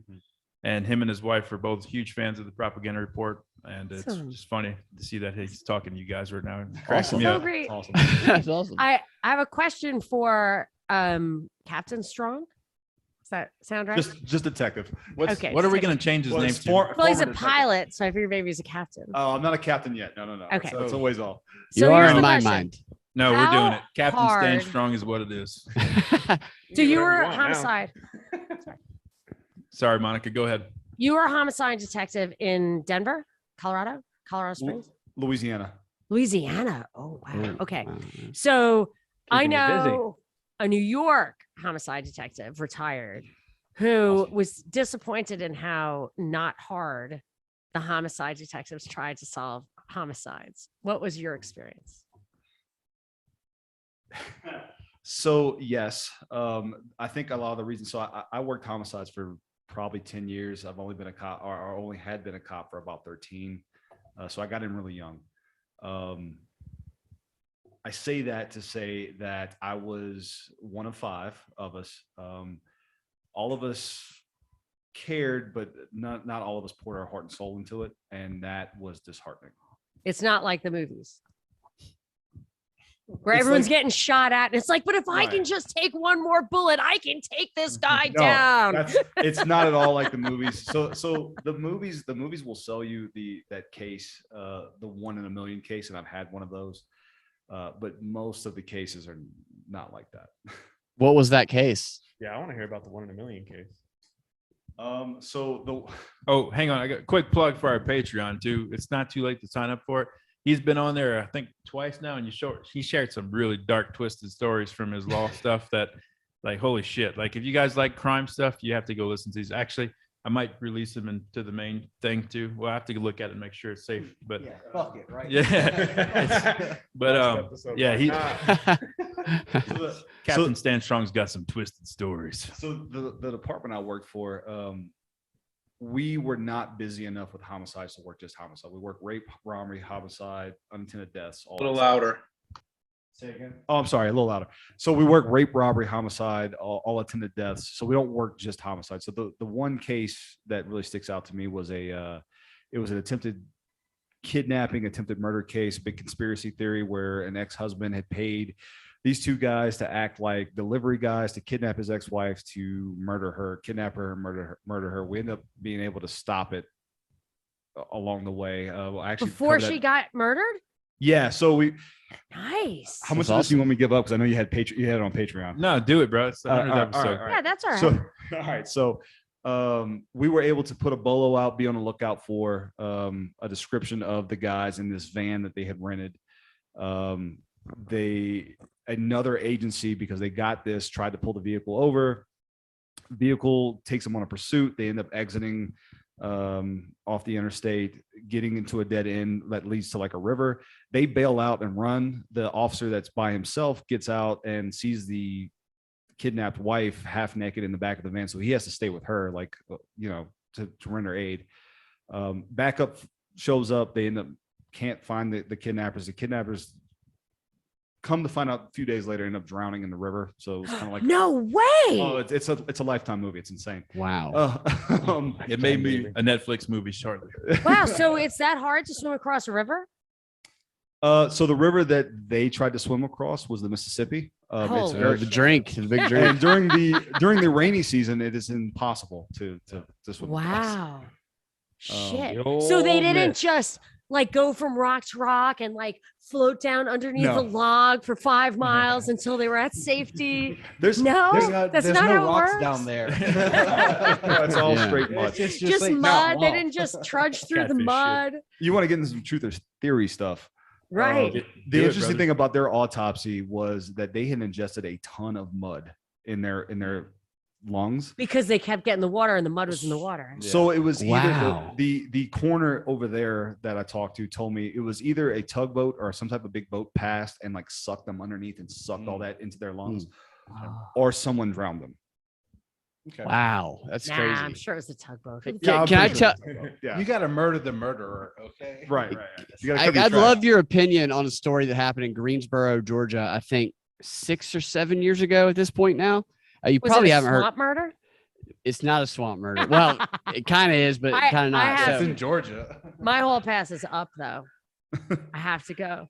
I'm so Oh sorry. no, I Monica, had- you gotta I had go. 20 minutes. Can I say exactly. something before you Yes, leave, yes. Monica? Yes. Okay, I told this before you guys came on, but Truth or Theory is where I found you and the Propaganda Report. It's the first time I've ever heard of you. And I became a patron like a week later and part of the Discord. And I told these guys I spent New Year's Eve this year with people on the Discord cheersing in the new year. And you guys have meant a lot to me. And also, you went back and forth with me about applying for a or was it An a exemption? an exemption, and you helped me, and I was granted my exemption at work. Awesome. And Wow. I thank you so much for that. Wow, awesome. that's so wonderful. I really do. That's the most important thing to me. That's what I think is keeping us all going, is that we're connected and we're helping each other and we've got humanity. And it's the only reason really to keep it going. Otherwise, what would be the point of like reading the news every day if we were just going to get sucked under a tugboat? It Yeah. just It's a doesn't really make good sense. metaphor. Okay. Wow. Yeah. Awesome. Yeah, that's so great to hear. Thank you so much for telling me that. I really appreciate it. And if there's ever anything I can do better, you got to let me know, because we've got to keep it going. Thank you for helping me keep my jobs, because I have an That's so cool. 8-month-old son right now and a 3-year-old daughter, so I need to keep providing for those Well, kids. So thank you very I'll much. actually remember you in my prayers now, because you got to keep Appreciate that you. job. So, all right, guys, thank you so much. I'm sorry I got a 20-minute hall pass. I just did a 2-hour DPP, but I love you guys so much. Thank you so much. I hope that there's a second coming of Truth or Theory, but for now, like, Godspeed. Hey, Thank you, Monica. Thank We love you so too. much. Adios. Good night, Monica. That's Wow. that's cool about the exemption working. That's great. I'd love to hear stuff like that. I tried to pop into that DPP, but I didn't have any fucking data on my phone, and I don't know. I was talking, and I don't know if anybody was hearing me. Ended up cutting out. This Greensboro story, I've been fascinated by this for I love true crime stuff. I'm a pretend detective, and what happened was it was near it was at Lake Oconee, and there was a golf course called Reynolds Plantation. I actually worked there when I was in college. I was a waiter at there's a Ritz-Carlton. I was a waiter at the restaurant. It's about 40 miles north of Milledgeville, Georgia. It's where I went to college. So we all went and worked there. So I was familiar with the town, and it's very wealthy in that area. It's where they have a lot of the golf tournaments. And so I saw Ben Roethlisberger on he was out in the middle of the lake on a sandbar one time. He wasn't raping anybody or anything. He did that at the Ben Roethlisberger scandal happened at my college. So that was at my college where that happened. And there was this couple in the neighborhood right by Reynolds Plantation, or it was actually in Reynolds Plantation of the neighborhood, that there had not been a murder there in like 25 years. And this couple was in their 80s. And what happened was the cops showed up, and this guy had been decapitated and his wife was gone. So they found a decapitated body. His wife was gone, and they found no signs of forced entry. They found no signs of entry at all on the land. And what they were able to decipher was that whoever killed him showed up by boat. And this was at night that this happened. It was very dark on that lake at night. You can't see anything. You got to know your way around, or have some sort of spotlight. And there's cameras all around the lake because people's houses and shit. And they weren't able to detect anybody whose boat was going by there. But they do believe that it was a boating accident, or somebody came by boat, and that they knew the person. But the guy cut the old man's head off, took the wife, and then later on, months later, they found the wife's body kind of stuck in the trees in the water a couple miles down on Lake Oconee. They still have not found the man's head. So we go to that lake a lot, and always to creep people out. I'm like, that might be his head you feel at the bottom when you have your feet down there. Yeah, it's just my brother thinks it was like Mexican cartel. I don't know. It's always fascinated me. So that all depends on. I'd have to know the victimology, and I'd have to know the means in which they used to decapitate him. Well, the guy owned restaurants. He was an Olympian, a former Olympian, like in the 70s, and he owned a bunch of restaurants. And it seemed to me, looking into his background, that there could have been some sort of drug cartel or mob connection. But I don't know if that's my brother projecting into me and then me looking at his background. I have no idea. So, for reference, I can tell you that I worked a case where in a toolbox we found a torso, no head, no hands, no feet.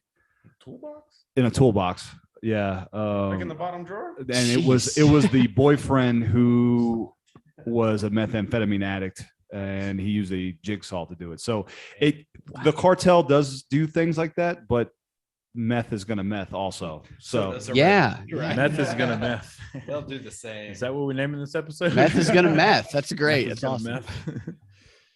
So, but that is interesting, especially them being in their 80s. A really gated community. Like you can't get in there. Like the only way to get in there is by boat, or somebody lets you in. Yeah. I'm gonna do some research on that, man, because that intrigues me, and that sounds money related, which could be drugs if they were getting their money that way. But that sounds money related for sure. Greensboro, Georgia, Reynolds Plantation, decapitation murder. I think it's like 2015, maybe. Yeah, it's like a simple B&E that just goes wrong. Yeah, these fucking meth heads just do whatever they want. Yeah, the guy's body was found, I think it was in his garage up by his driveway, and the doors were open in the back of the house. So they seemed to conclude that he knew the guy, he let him in, and that there was just like they were hanging out, and then he ended up being murdered in his garage. He has a grandson. Oh, he's got sons. And that was my first speculation. Right? I was reading about his sons and daughters because there was a little bit of conflict there. And I can't remember the restaurant chain, but there was a restaurant chain that you guys would know. It just slips my mind that he owned. And then he was also in the Olympics back in the 70s. I think he might have won a medal too.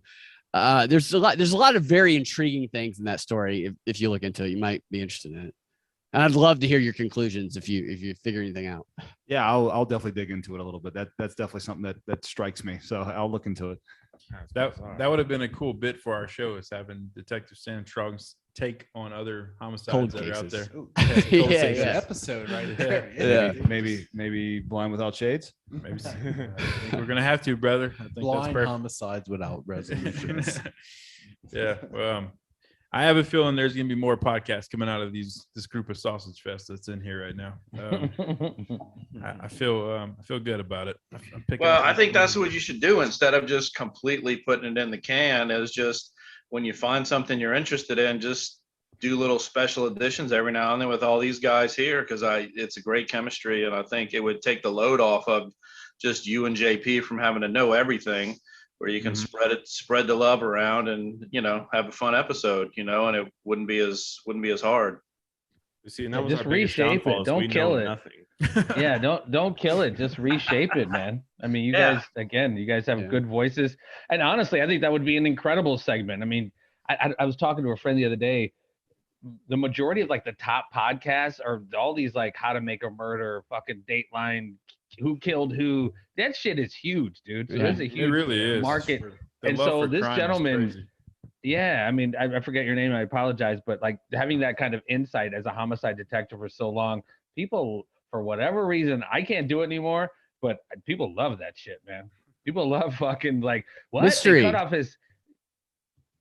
Yeah, It's mystery's intriguing. Like you want to figure it out.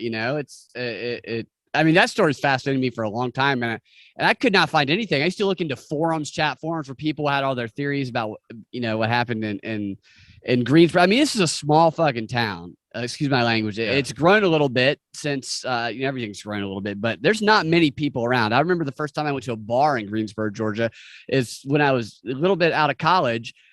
There was a woman who just kept staring at me and leaning her hand up against a pole, and she had more underarm hair than I'd ever seen in my life. It's one of those kind of towns. Yeah, that's a real Was it- woman. Right? Yeah. Looked like so she the had sex was great. Looked like she had That was buckwheat awesome, in a Brad. headlock. Well, that's what strikes me about that case too, man, is that the fact that you said that they've had maybe one murder in 25 years, and that there's something that pulls at me. Maybe whoever did what they did to him, maybe they shot him in the head and they're trying to hide evidence because that's the way people's minds think, because they watch too much TV. I don't know. Who knows? But I'm gonna dig into it. I'll let you know something. Yeah. What was it like emotionally doing that job? Just curious. If you don't want to talk about that. So, no, man, that's cool, bro. Thanks for asking these questions, Brad, because we're all fascinated too. He's So- psychotic. I put me and Eric between him. So for a long time, man, I would tell people it doesn't bother me. It doesn't affect me. It doesn't bother me. You fucked it up. Part of the reason why I had to walk away from it, man, is I realized that I was not taking care of me even when I thought I was good. And I actually put that out to a lot of my guys that I work with. Like, look, man, when you think you're good, there's that thing that nags at you that you need to talk about. Because I figured out that I have seen at least over 155 murders that my hands have touched since the age of 24. Wow. There's no way that you walk away as a human being untouched by that. And more than what you see, for me, we would have to give death notifications. You would have to let the family know that, hey, your son committed suicide or he was murdered. I had one mother that one year I had to tell her that her son was murdered. I worked his murder, solved it. The next year, and unfortunately for me, I didn't recognize her immediately. Her daughter committed suicide, and I was the same detective that had to go give her notification. And that's the thing that will eat your soul. Dang. Rough. So do you find, I mean, I'm sorry if anybody's interjecting here, but I don't know if you guys remember Amber Lyons. She was a CNN reporter, and she was an investigative reporter, would be talking to people about some like the worst of the worst, and she had to tap out because from somewhat of a metaphysical standpoint, she was taking in a lot of their dark energy. Do you find that you have to compartmentalize yourself to completely like shut off from that, or do you find yourself taking that home? I'm not going to ask you because oftentimes it makes people like drink a lot and like to numb that kind of pain. What did you do to cope with seeing? Because that's not normal shit, dude. Human beings just aren't normally geared to deal with that. How did you deal with that process, all of that? So for me, man, I would talk to my circle stays really tiny. And I would talk to the guys that I trust about it and say, hey, man, this is what I've got going on. Also, for me, I knew what you're saying is true, the alcoholism and things like that. So I would push it into, no, I'm going to go work out instead, or I'm going to go do something healthy because I know that was a factor that could affect me. So no, it's a valid question. The problem is, dude, a lot of guys in this culture that I worked in, if you complain about something, you're like, man, what the hell's wrong with you? Toughen up, just toughen up. Interesting. Yeah. Yeah, I've always been fascinated by the detective police type of work because I think it's what a tough job. Almost everybody you encounter in a day's work is not happy to see you. Right. It seems like, of course, there's going to be the people that, when they need you, they call you and they're like, thank God. But just if you're it seems like a lot of people, there's going to be a very conflict oriented, obviously. And I with the way the media portrays a lot of things when it comes to police work in general, it's just that they create this conflict through the screens we watch that I just don't think needs to be there, where it's like they prime people in communities that police might need to go to see police as bad guys, and then they prime police to see people in those communities maybe as more have an itchy trigger finger than they might have. The media seems to try and just force the conflict to happen, and I would think that would be a challenging thing to deal with as a police officer when you know that people are hearing all this stuff that may not be true at all about you and about the people you're working with. And how do you guys deal with that? Like the conflict and the stuff that's just propagated to cause that conflict. So it makes it really hard, man. It's actually made our jobs exponentially harder. And also it's made that divide worse, where the guys will see, well, it doesn't matter what I do because I'm going to be seen wrong. So they won't go above and beyond to help people, right? Which when they normally would. Or it makes us more vulnerable. And that's the route that I would take, where a normal situation where maybe I would have my gun out, right? I'll leave it in the holster and I'll try to talk my way through it, or try to put myself more at risk because I know what this is going to look like and it may look bad. And dude, there was a lot of times where I got reprimanded, and rightfully so, because it was like, East, you didn't take the proper safety procedures for this and you could have been killed, and you would get reprimanded for that. So you put you in a bad place, man. It really does. You're always at a disadvantage. You're always behind the 8 ball because action beats reaction every single time. So you don't know when someone's gonna jump. And dude, I don't care who you are. You're not John Wick. You're not James Bond. You're not going to jump faster than the next guy. It's not gonna happen. You're not Jack Bauer. Right. Yeah, exactly. Is there something about that job though, man? Because I have many family members and friends who are police. I've tended bar off and on for many years, and I don't want to liken it to that position, but it's like you see the worst of people, and you're just like, almost your default mode is like, oh, you think almost everybody's a piece of shit. You know what I mean? Especially as a cop. And I'm not saying that that's what you do, but like whoever just said that, you're seeing people oftentimes, whether it's a homicide detective or whatever, in their worst. Anyway, how do you keep from doing the job and not just seeing the worst in people, because that's what you see all the time? It's extremely easy to fall in that. And in my opinion, and I don't want to say it's lazy, it just takes less effort to fall into that, because man, you get so drained, right? You get you're so depleted constantly. The way that I dealt with that, man, I would have to constantly go back to, this is why I'm here. This is what I want to do. I love people and I want to see them do better or be in a better spot than when I found them. But it is easy to lose sight of that, man. It absolutely is. I'm not perfect, man. I've caught myself. This person called us for the 6th time tonight about a domestic violence argument, right? And you're like, here we go again. And you get there and you're like, oh crap, they're split open. I should have done X, Y, Z. And I try to learn from those mistakes and try to do better from the future, right? And know, you know what? Every time somebody calls me, this is the most important thing in their life right now, and I'm the one thing that can reach out a hand and pull them out. And you have to bring that honor onto yourself and know, this is what this is. This is what this is. It's a great mindset. That's a really touching mindset right there, to think about it like that. Yeah. Well, to even have that mindset, to even be, I'm sorry, Willy, whoever was about to speak, I apologize. Now I'm geeked out. You're good, man. Go for it. To be a cop, and again, I've known cops, and it's sometimes they get a very bad rap, unwarranted. But I also know that and I'm not asking you if you had to do this. Just give me your thoughts on this. Cops who have a good heart, who are put in a situation where they have to give perjurious testimony, if you will, to protect the blue shield or whatever it is. And I'm not asking if you ever had to do that, but that culture oftentimes of like protect your own regardless of just, you know what I mean? Again, planting evidence, testifying perjuriously.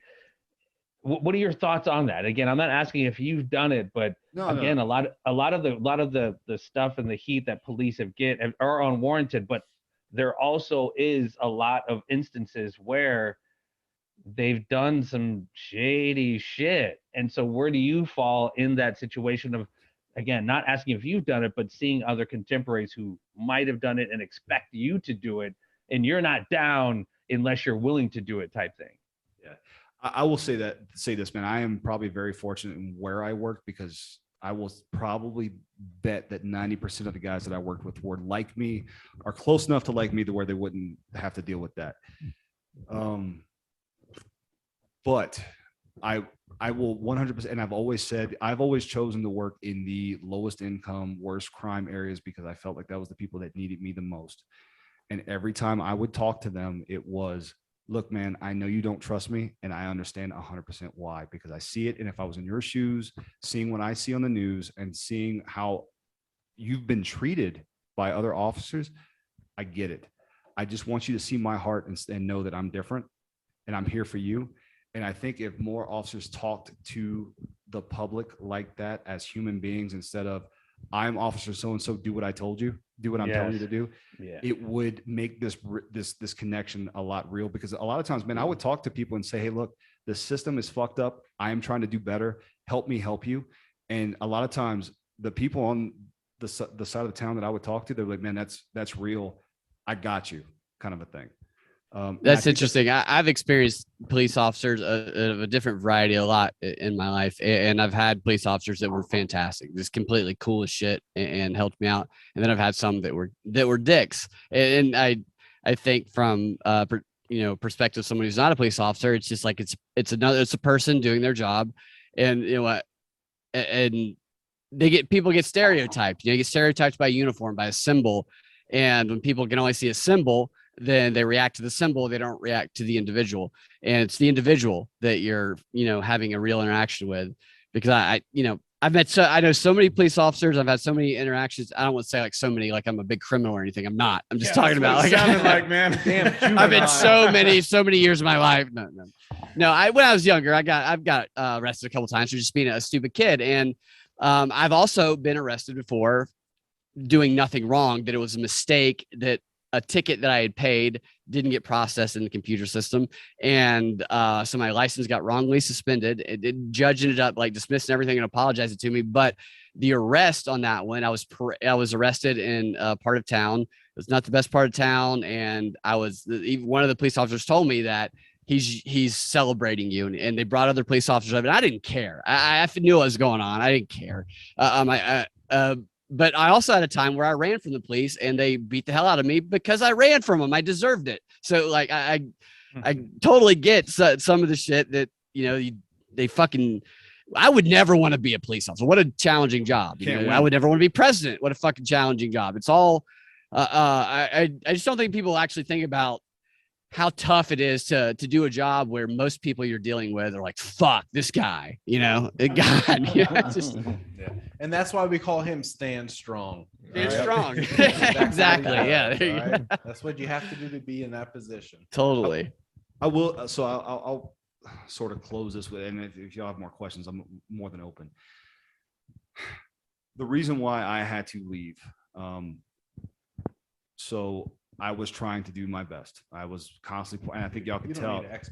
Well, yeah, but I was pouring my heart into everything. And a lot of times I will say that the system misses the big picture. Sometimes maybe you let a guy walk on a simple possession charge because you know what, his life's hard enough, and maybe I can help elevate him to a better level, right? And yeah, okay, you get the stat and you make the arrest and you feel good about yourself, but you're not really looking at the big picture. And maybe the system needs to revamp the way it looks at things and fight the big picture. The other side of that is the reason why I had to walk away is because I poured so much into myself, into this job. I don't have anything personally. And I feel like I have nothing to show for it at times because the town that I was in had riots. I had bricks thrown at my head, and I was trying to be me and talk to this group of people like, hey man, I know you're upset, but just talk to me. And that's whenever they started throwing stuff at me. And I was no longer seen as Stand Strong, the police officer, or Stand Strong, the person. I was seen as the uniform who my death would have been celebrated. And I was like, you know what? My heart is broken at this. I can't do it anymore. And I lost my why because of that. Yeah. Fair. Well, and that's what someone had just said. I mean, they're not reacting as much as benevolently you're trying to come to the table. They're not looking at you as an individual. They're looking at you, what you represent in the larger standpoint. And, you know, not to get too deep into it, but, you know, with the commercialization of the prison industry, the whole thing is, and I'm not saying all cops are doing this, but oftentimes they're kind of revenue collectors and just feeding the machine, because a lot of these companies, the prison industries, are traded on the stock exchange. So their dividends to their investors are based off of how many people are in the prisons. So it's like you guys are almost strangleheld. Like you want to kind of do the right thing, but then it's like you got quotas, and it's like, hey, Officer Johnson, why haven't you XYZ? I mean, it's a slippery slope, dude. And you guys, whoever just said it, I would never want to be in your position, simply because even if your heart is in the right place, you guys are kind of being pigeonholed by larger quotas and this and that. Whereas, you know, it sucks because you are obviously a good dude, but if you're in places like LA or New York or Baltimore, I interviewed a guy from Baltimore, Michael Wood. Anyway, it's just, your back's up against the wall and you're dealing with like the worst of the worst. And it's oh, look at my man with the little man. Small perm.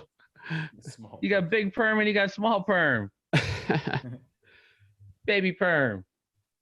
That's awesome. Hey, I actually have to dip out, guys. Hey, Biggie, you guys, JP, you guys are amazing. Please reconsider or whatever. Do what you're going to do, and I will support whatever you guys do as you continue to do it. I'll retweet, I'll like, I'll be more than happy to come on or whatever you guys are doing. But every single voice matters, and especially right now with the world being absolutely in flames, it matters even more. And these guys who I just met tonight, p-hud, Big Perm, anybody else, you guys are awesome. I don't really have much more to say. I love what you guys are doing. Keep going. I love what you guys are doing, and keep doing it. You know, I'm going to go back to something, you know, Willy, one of the things that you liked when I was talking to you, when the switch was flipped, is to how I believed in myself and started doing so many of the things I was doing.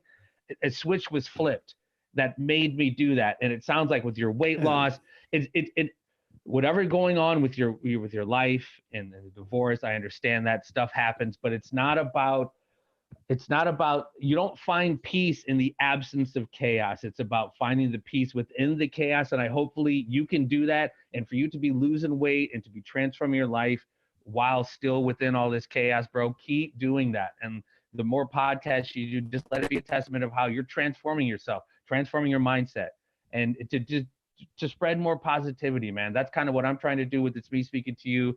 Not that conspiracy farm is going away, but it has to be a balance, man. And the dark stuff has definitely taken a toll on me. So I'm trying to spread a little bit more light, and whatever you guys can do to continue to do that while still bringing attention to crazy shit, continue to do it. I got so much love and respect for you guys.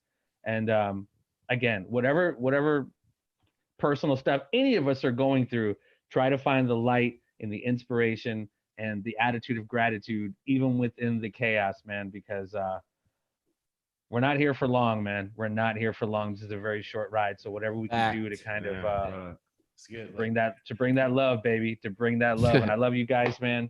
And thank you so much, Jeff. I love you too, man. And Jeff, keep doing you, man. No matter what happens, we'll be in touch. Yeah. I appreciate it. I appreciate it, you guys. Thank Happy you, New brother. Year, man. Happy New Year. Cheers. Appreciate you, Jeff. Absolutely. Take care, guys. I Man, want that Jeff to. guy's fucking awesome, man. That Jeff guy's fucking the shit. I'm sorry. He really is. Get out of here, man. I love him. He's great. We're gonna talk about you now.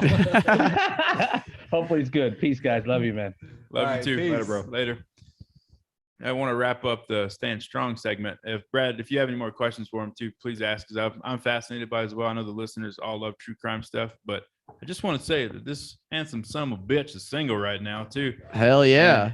And get at it while you can, ladies or men. Yeah. We don't discriminate. It's 2022. I love that I love that. I love your wingmaning even on your final show. It's awesome. He's sitting down right now, but he's at least 7 foot tall. That dude's Really?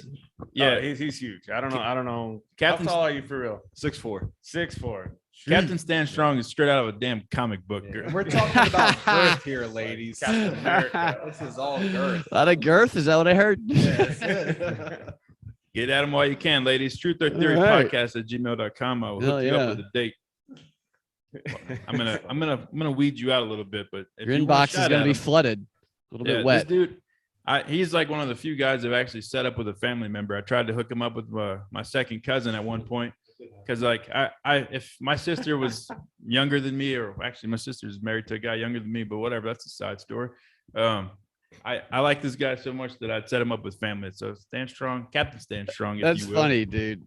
is a Yeah, solid I totally guy, know man. what you mean when you say like it's such a good guy. You want your Yeah. sister to date him. One of my buddies, I was in his wedding about like 6 years ago, and he's a Jewish guy, and he was marrying a Catholic, and the two families were having a little. They weren't all cool with it. You know, I think it was the Catholics mainly. But this guy was like the best guy that I had ever met in my life. Like seriously, like the coolest guy.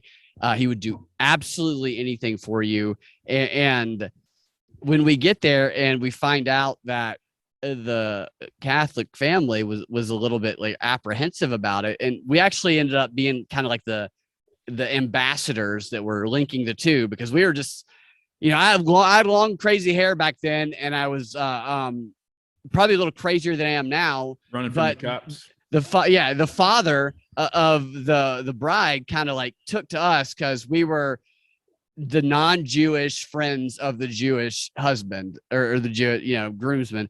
And so we tried to bring them together and all, but I remember telling them like, look, Lev is my God. I hope he doesn't see this, by the way. Just hope everybody else sees it, but Secret is safe here. right. So I was just like, man, he's the best fucking guy ever. I want my sister. Please marry my sister so she stops dating these fucking drug dealers. Just please. I hope my sister doesn't watch either. Please marry my sister. You're the best guy ever. How anybody would not want their daughter to be with this guy is just like beyond me. But all because that the religious differences they had a issue with it. It was strange to me. That's funny, man.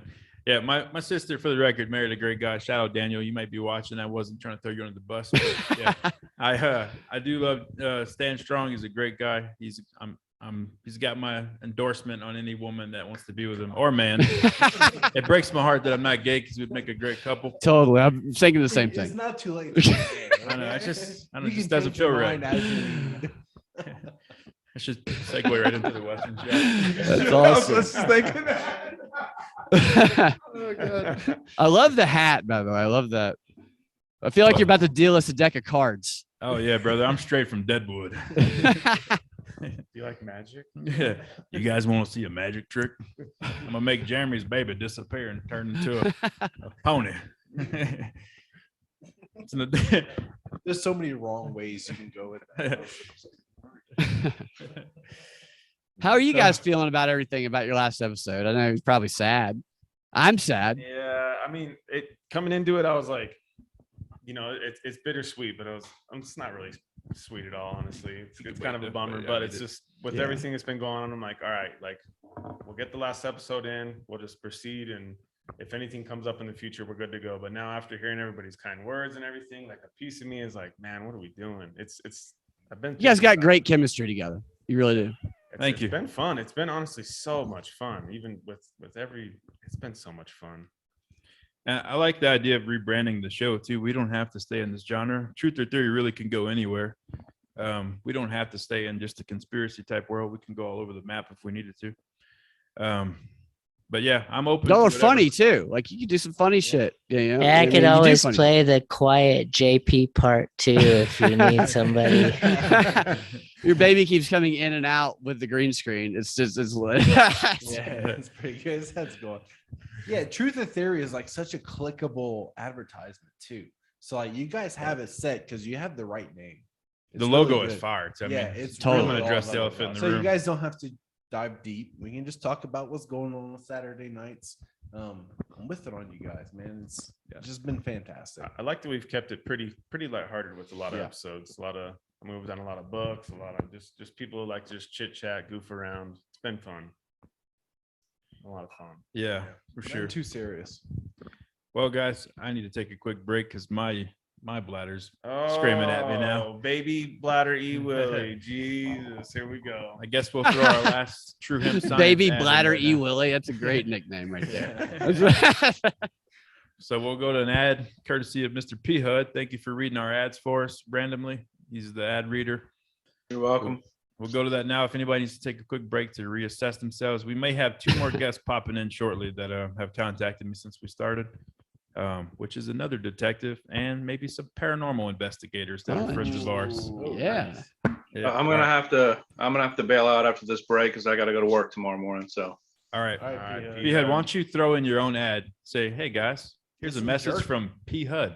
There you go. Nice. all right, there's a message from p-hud's jerky. No, no, I make my own jerky and salsa. That's what he's talking about, and it's just something that I had always wanted to do for myself, and everybody I shared it with loved it. Oh, you ought to sell it. You ought to sell it. So I started selling it. So I make beef, turkey, chicken, lamb, vegan, and just recently toyed around with some duck and some deer. And That's awesome. so, yeah, Word I on the make street salsa. is he might be getting some Colorado elk too. What, do you have a website? I got a Facebook page and an Instagram. So What is it? P-hud's jerky? yeah, p-hud's jerky. Yeah, sorry. Yeah, or you can. Yeah, p-hud's jerky is what it is on Facebook. Yeah, just P-hud, p-hud. do you do any like organs of such? Any what? Organs. Make jerky out of organs? Yeah. Do you like dehydrate organs to sell? No, I've never heard of that. Yeah. Okay. Fair enough. David's on an organ kick lately, and it's been working well for his It health. is some good shit. Show him them guns, brother. I thought you said Oregon at first, but you said organs. I was like, hell yeah. Like what people dehydrate, Liver like screen, heart and kidneys. liver and stuff, or Yep. Exactly. I was gonna pause this while I left to go to the bathroom, You but could just leave and come back. yeah, I'm gonna do It'll that. Still be going on. I'm just gonna leave, guys. Y'all continue on. I'll be back in a moment. Yeah. Where do you source your protein from then? well, the beef I've just been getting from Sam's because I could Okay. get good quality and a good price. I use Eye of Round, so it's a real lean cut, and I don't have to do much to it. It's tender. The same thing for the lamb, Okay. but the duck I've been getting from local hunters yeah, that's good stuff. because you can't buy.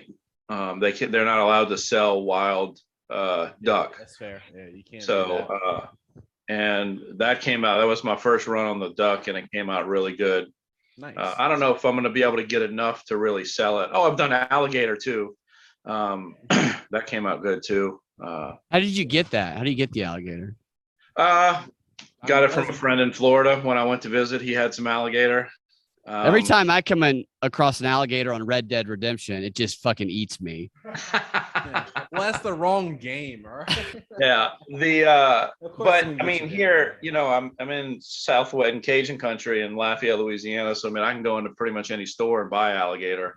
But my first run at it was actually from a family friend in Florida where I got the alligator from. But that was really good too. But and the vegan jerky, I had some friends request that, so I toyed around with that, and that came out surprisingly well too. Because there's a lot of people that are vegan jerky. vegan jerky. Yeah, What's it made out of then? soy curls, and I just have a marinade that I soak it in, and then I dehydrate it, and it's got a great, It's really not a bad. good. It's it's got a nice meaty texture and good marinade. Okay. And so Yeah, that's different because like me and the wife, we're like on a carnivore-esque diet. So Uh-huh. we're like we'll do meat based, but then we do a lot of organs as well. But we don't really mess with a lot of soy protein-esque stuff. So, yeah, I think the stuff I've been hearing, you got to be careful how much soy you consume, especially as a man, because of it acting like estrogen in your system. yeah, soy is estrogen. So Yeah. we don't mess with that. But no, maybe- it's why I'm curious because we eat organs pretty regularly in our Uh-huh. diets because it's very nutrient dense and all that. But I'm just curious because I like a good jerky. That's some good meat. Yeah. it is good. Well, actually, I just had a guy when the guy gave me the duck breasts. He gave me a bunch of duck legs too, and he gave me a couple bags of duck gizzards.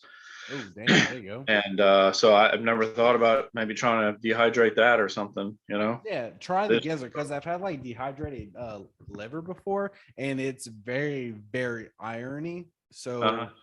it's not really the best flavor induced. So these organs, they dehydrate them but it's, down it's to good. I like, mean, it like give you that fucking boost that you didn't know you needed. but Really? they dehydrate it to the point where like it's like the meat jerky is dehydrated, or is it still a little moist, or what? Well, yeah, there's no moisture at all. Your saliva is what lubricates it. But Okay. you can also take it in like a pill form. You can just fucking shred that shit to a powder. Yeah, It that's what works she just as said, right? fine. Exactly. Yeah. It would still work, but it's definitely difficult. I mean, you can't take that shit dry. Okay. Yeah, that's interesting. Yeah, just something different. Might have to look into that. Yeah. In I order get to so make money confused with these like days- diet stuff. I'm trying to do I want to do like a good diet. How do you know what the best diet is? I guess that you can't know, and it's probably different based on your physiology. But I love jerky. I love it. What do you guys do when it comes to like how do you choose which diet to go with? So the best diet is the one that works for you, right?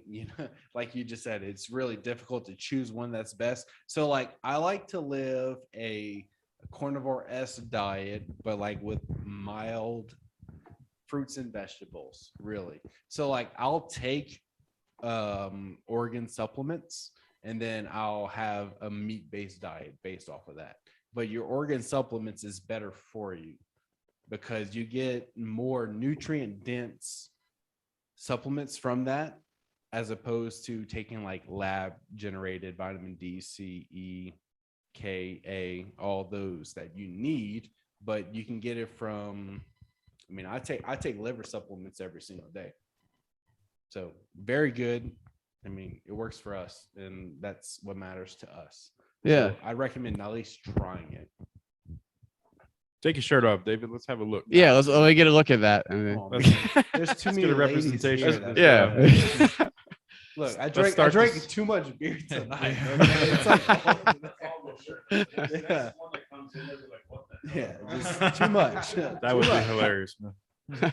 Yeah, there's a lot of my only opinion is to do I highly recommend taking organs, beef, liver, spleen, testicle. For a guy, it's a good boost, man. It's good for you. I'm writing all this down actually. Yeah, so. dude. You like that stuff too? Hey, Heart and Soil is a really good New England, or no, not even New England, but it's just a good base. I recommend it. Heart and Soil. What'd you say? Heart and soil? Yeah, Google it. That's what Okay. we take.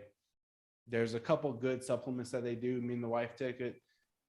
We got pregnant within like a month and a half. That's taking 'em. both of them too. Yeah, That's it's the good. miracle of this shit. Yeah, David got pregnant. Yeah. as well. She took like That's amazing. some cow He's with child. base, and I took bull based, and Did you put it we there? got pregnant real quick. It's really good. Patreon. Yeah, that's awesome. It Yeah, works. now I'm gonna try all that stuff. I'd like to get Yeah, pregnant. dude. Hey, Yeah. back to your roots. Hey, let's take a moment just to appreciate how handsome these sons of bitches are in this studio. You today. guys are good looking. I have to say, you really are good looking. We got some Once handsome. this stream is over, the OnlyFans on, it gets wild. Like if you guys could see the bottom of my desk, I'm tubing right now, but you just can't see it. Nice. That's Yeah, awesome. sticky as shit, huh? Binkley doesn't wear pants. That's good. This is good stuff. Good stuff, guys. All right, guys, I gotta run. Gotta get up early. Make those We love you, deliveries. brother. You've been a Love you, pinnacle too. for this whole podcast. We Appreciate it. Yeah. very much love you. All right. Thanks for having me, y'all. Have a good night. Thank you. Peace, Paul. I see y'all's True Hemp Science sticker on the back of the computer there. Damn, that's good.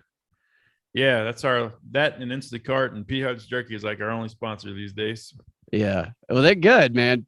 True Hemp Science. is- Yeah, they're It's awesome. the shit. Yep. Charlie Totally. was on our 99 episode and he gave an awesome testimony. If anybody hadn't heard that episode, go listen to it because we were going to the ad and then he gave a whole speech about how it worked for him and it was pretty damn cool. It was like, this is perfect.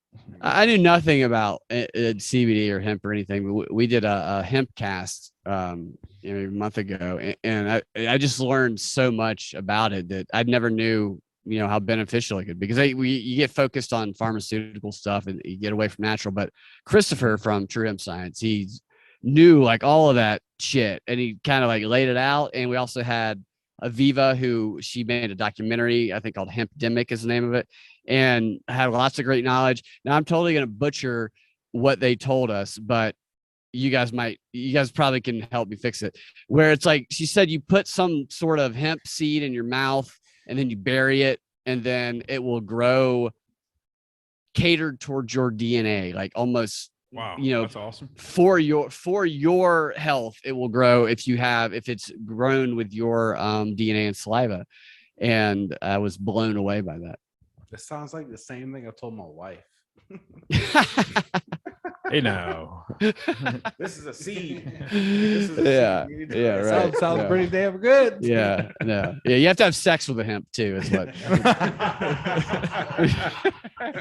It works. Where did Jeremy go? He his chairs are sitting there and we're in Apocalypse City. I can't tell what's I going on. think he's there. It just faded in and out like his baby was doing a moment ago. This is the green He's screen. got to take care of the child. His background's thing. pretty wicked. Yeah, good for him though. Yeah, you can do that with these backgrounds. You can fuck with them and you can make it look like you're visible. So he could very well just be sitting there, but have his background faded the other way just to see what we say while he's gone. Right. Oh, he's talking shit what's on him. up, big perm? Yeah, he might just be back there watching us. So Brad, you born and raised in Georgia? Yes, I was born in Snellville, Georgia, where everybody is somebody used to be our slogan, and then they changed it to where everybody was it Snellville, everybody is somebody, and then it was where everybody hopes to be somebody. I don't know why they changed it. Shit. It was a okay. little bit. It was like Yeah. they downgraded it a little bit. Like everybody's not Demoralizing. somebody. Everybody just hopes to be somebody. Maybe. Nice. So people are getting in over their heads. They're saying, "I'm somebody. I'm from Snellville." They're like, no. You just hope to be somebody. Yeah, we just hope that you do. Hopefully. Yeah, one day. They're like, not you. Yeah. No, sorry. He ruins the whole fucking slogan. Let's change this shit. I hope you become somebody, but Yeah. not Yeah. yet. Yeah. So you're a Braves fan though, correct? Oh yeah, man. I went to one of the games when they clinched against the Brewers. That's the first game I've been to in a while, and it was awesome. My brother played baseball at Georgia Tech. My middle brother, he's 10 years older than me. And so I was just a kid. He played at Georgia Tech with Jason Veritak and Nomar Garcia-Parra. And Damn. I used to sit in the stands, and that's I did comedy and improv and stuff a lot in my younger years. And so that's kind of where I learned to do that. I would heckle as a kid, and the players used to gum up at me and stuff. And I would like fight with the college kids and the other teams. I loved it, but I was just such a huge fucking fan. It was so exciting. And my brother ended up playing in the minors for a while. I got Mike Piazza's autograph because Mike Piazza was big Nice. shit when my brother first Money. got drafted. Yeah, And he yeah. signed it MP. Couldn't even sign his full fucking name. He's just MP. That's all I got was MP. But it's cool. Whatever. It's cool to meet him.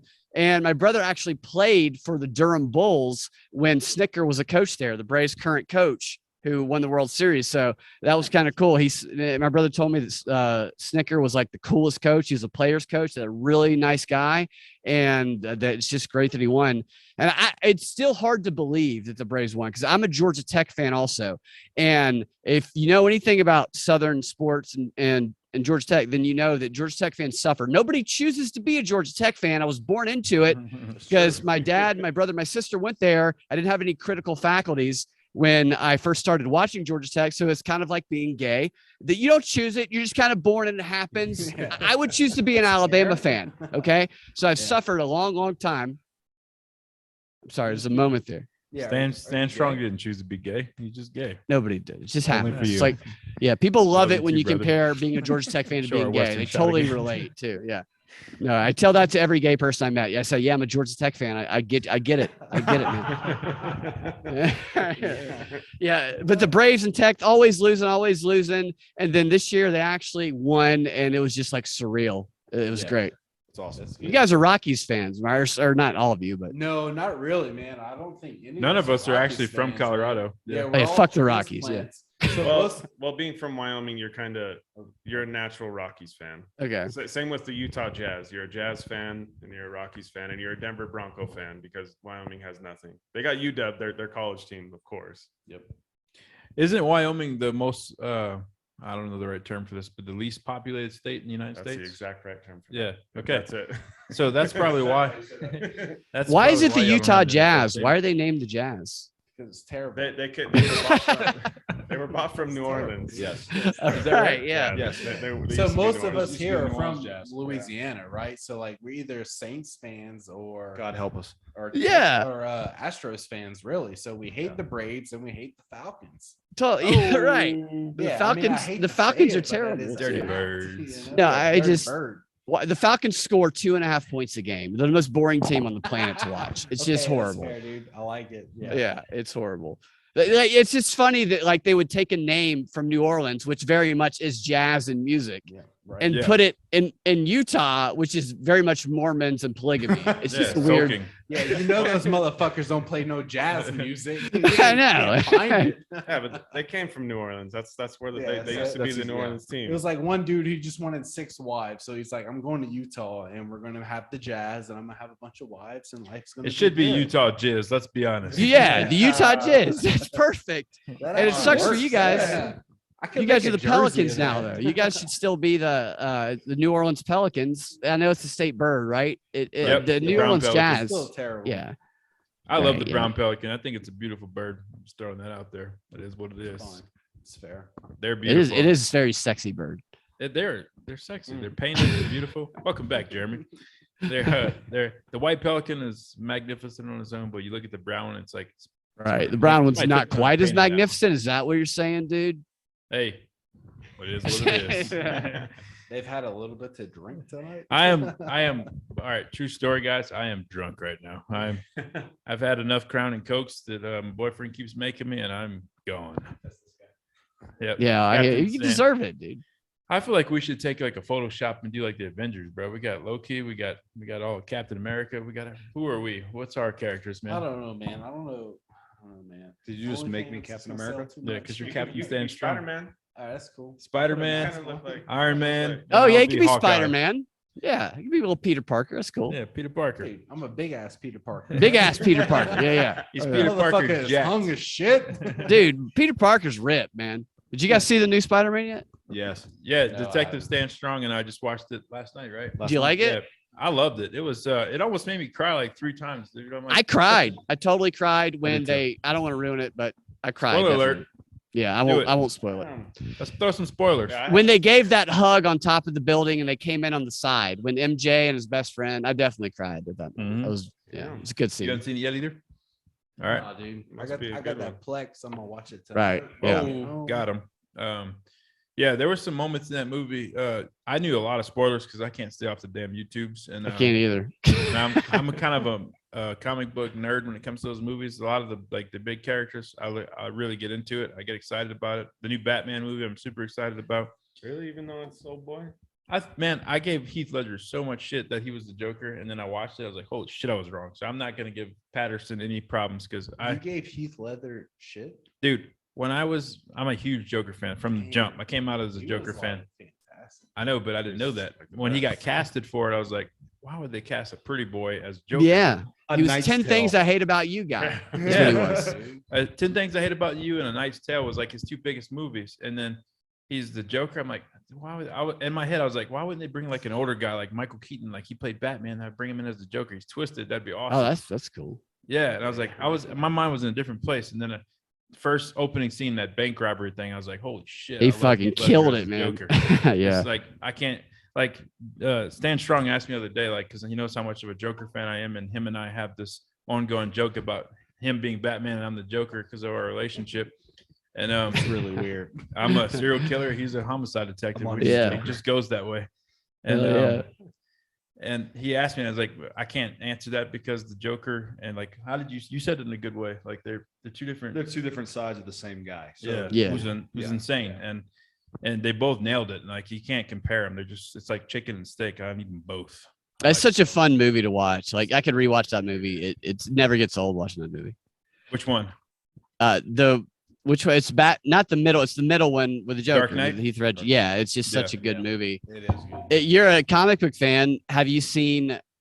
I personally, the Daredevil series on Netflix was awesome. I thought. yes. And when they fucking got rid of it, I was like, that's bullshit. And then they're like, we're gonna bring it back on Disney Plus. And then they're like, well, we're gonna give like a scene to Matt Murdock occasionally to tease you about Daredevil, and then we're gonna bring Kingpin in.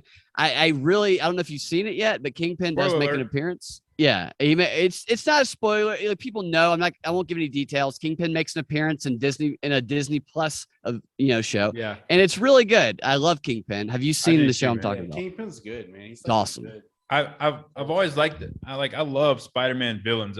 Spider-Man and Batman. I think I've always had the best villains, and Kingpin has like never been done in the movies the right way. I think what's the guy Michael Clark Duncan played him in one of them, and it was terrible. But when the Ben Affleck thing, that movie was garbage. We'll pretend that didn't Yeah. happen. But that guy Vincent D'Onofrio that played Kingpin in the modern stuff, that guy nails it, man. He nailed it, man. It's He awesome. gives so much depth to that character. It makes it Yeah. so awesome. I love I'm the so excited fight, that he's man. back. Yeah. The fight between him and the Punisher Hell yeah. is awesome and It it's is so good. awesome. Yeah. Yeah. And do we want to throw spoilers? But yeah, I'm just happy that they're back in this world, man. I'm so That's not a happy. spoiler. I mean, people, it's not really a spoiler. The details JP might and would David be. haven't seen it yet. That's on them, man. Fuck them. Well, it's one the that's premise. giving you a The heads premise up, of the show. It's pretty. Yeah. It's Yeah. not going to spoil anything, and you'll enjoy it when you see it. It's cool. Yeah. And then for the new Batman movie coming out, Robert Pattinson, of course he's a Twilighter, but he himself doesn't like the fact that he was a Twilighter. But the dude made the right career movie. He made a shitload of money off of that. I thought he was a little bitch playing that character too, but he's a pretty good actor. If you watch the Lighthouse movie, and there's a movie on Netflix where he plays some kind of like dude that's caught up in the wrong shit, and he's trying to protect his little brother, and it's a super high pace crime twist type movie, and that is a really good movie, and it's nobody knows about it. I have to look it up and put it on here, but check that movie out. He's a damn good actor. I think he's going to do a good Batman. He's a little thinner than I like Batman to be, but He's neurotic, and if you're neurotic, you can do a good Batman if you commit to it. I think he was in like a time travel movie too. I saw that. I can't remember the name. It was so confusing, but very interesting. Name will come to me. yeah. It's So weird. the whole Heath Ledger thing made me I'll never judge a guy or a girl that acts before I give him a chance, because Heath Ledger killed that shit. Like his Joker was incredible. It was awesome. It was the best. What do you think about that? So I can't remember all the theory from back when it happened. We are on Truth or Theory. So Heath Ledger, shortly before he died, he was like with the Olsen twins, not the one who plays the witch, Wanda Witch, Elizabeth but Olsen? a couple nights before or something like that. And there was some weird drug stuff. I don't remember the full details. Yeah, supposedly he was with, I believe, Mary Kate Olsen, one of the twins, and he was in dude. I heard this dude screwed a lot of like big actresses back in the day. Like Lindsay Lohan supposedly put out a list of all the big names that she screwed in Hollywood, and he's one of them. Yeah. And she's that girl ran through some damn actors, man. Holy crap! I thought she was hot, man. I can't do the gingers. None of us gonna go complain. But Anyway, so him and Mary Kate were like casual butt buddies or something, and I think they were messing around with some drugs, and he did a concoction that the story is that he made a concoction that didn't work for him, and that shut him down. And they found him in his hotel, and she had to call it in or something like that. But Nothing God, to do with being sucks. Joker. well, he did say, like, Jack Nicholson supposedly warned him that, hey, this character is pretty dark and it's going to get in your head and stay with you and fuck with you. Like, I'm giving you a warning, like, know that. And I think he did have a lot of issues with that too. Okay, Which, so regardless of who he fucks, we're gonna say that was the reason. Yep, because It makes it so good. the Joker just got Yeah, to it him, just brother. makes it so good. Yep. Why so serious? Yeah, exactly. Dude, phenomenal. Yeah. You want to know how I got these scars? That was good. Yeah. That was good. Thank you. I'm drunk. I could probably do it better. Hopefully it was okay. But yeah, I freaking love. And then Joaquin Phoenix's Joker, probably my favorite movie. The Departed was my favorite movie for a while, and then now it's a tie up between the Joker because I freaking love that damn movie. It just speaks to me. The sound, the score they did. That lady, I forgot, she's from like the Netherlands or some shit. She's a composer, but the score that she made for that movie and his scenes are like just fucking beautiful. And the guy that did the cinematography, nailed it too. Like the hue on all the scenes that they have is just so pretty. So You talking about Joaquin Rust, the Noah movie? Or Wait, what? Jakeem? yeah, that guy. Joaquin. Joaquin. Joaquin him, Phoenix. Or Heath Ledger? yes. He didn't listen to us. Apparently we have to go back 30 minutes Yeah, because dude. listen. steak and chicken, brother. 30 seconds. It's all it takes, right? It gets So what's your confusing where favorite they're Joker? crossing the multiverse and stuff and doing all these movies, but it does get confusing. Yeah. Yeah. What do Right, you? Thank you. I If you appreciate can it, only Brad. eat steak or So, like, chicken, which one's your which one would you favorite choose, Joker? man? What's your Can't. favorite Joker? I can't. It's two different variations of the same crazy character. Joaquin plays a psychopath, and But they're both psychopaths. Heath Ledger plays the more criminal mastermind conspiracy guy. Yeah. They're Actually, both. Yeah, they're making a Mentally second Joker. unstable Joaquin Yeah. is like that Joker, I think. They're making a second Joker right now too, which normally I wouldn't be on board for, but everybody's back on board for this. They're all signed back on for it. So I have a lot, and this will be Joaquin Phoenix's first sequel he's ever done his whole acting career because he's not big on that kind of stuff.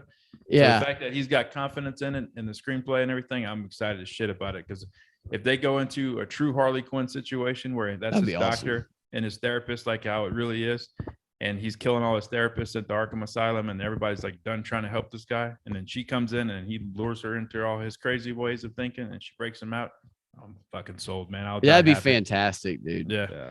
that's I- like so, the ultimate Joaquin movie for me. Phoenix, have you seen that interview with like David Letterman where he's like putting gum Yeah. on the desk and he's such an eccentric guy. He did that Mhm. rap documentary. I mean, he's Yep. totally an actor, just getting into shit and doing like crazy shit, which is I think probably why he can find the like nuances in the roles he does. Because to play the Joker after Heath Ledger did is like that's a tall task. It is, But he took a totally different take on it. Yeah.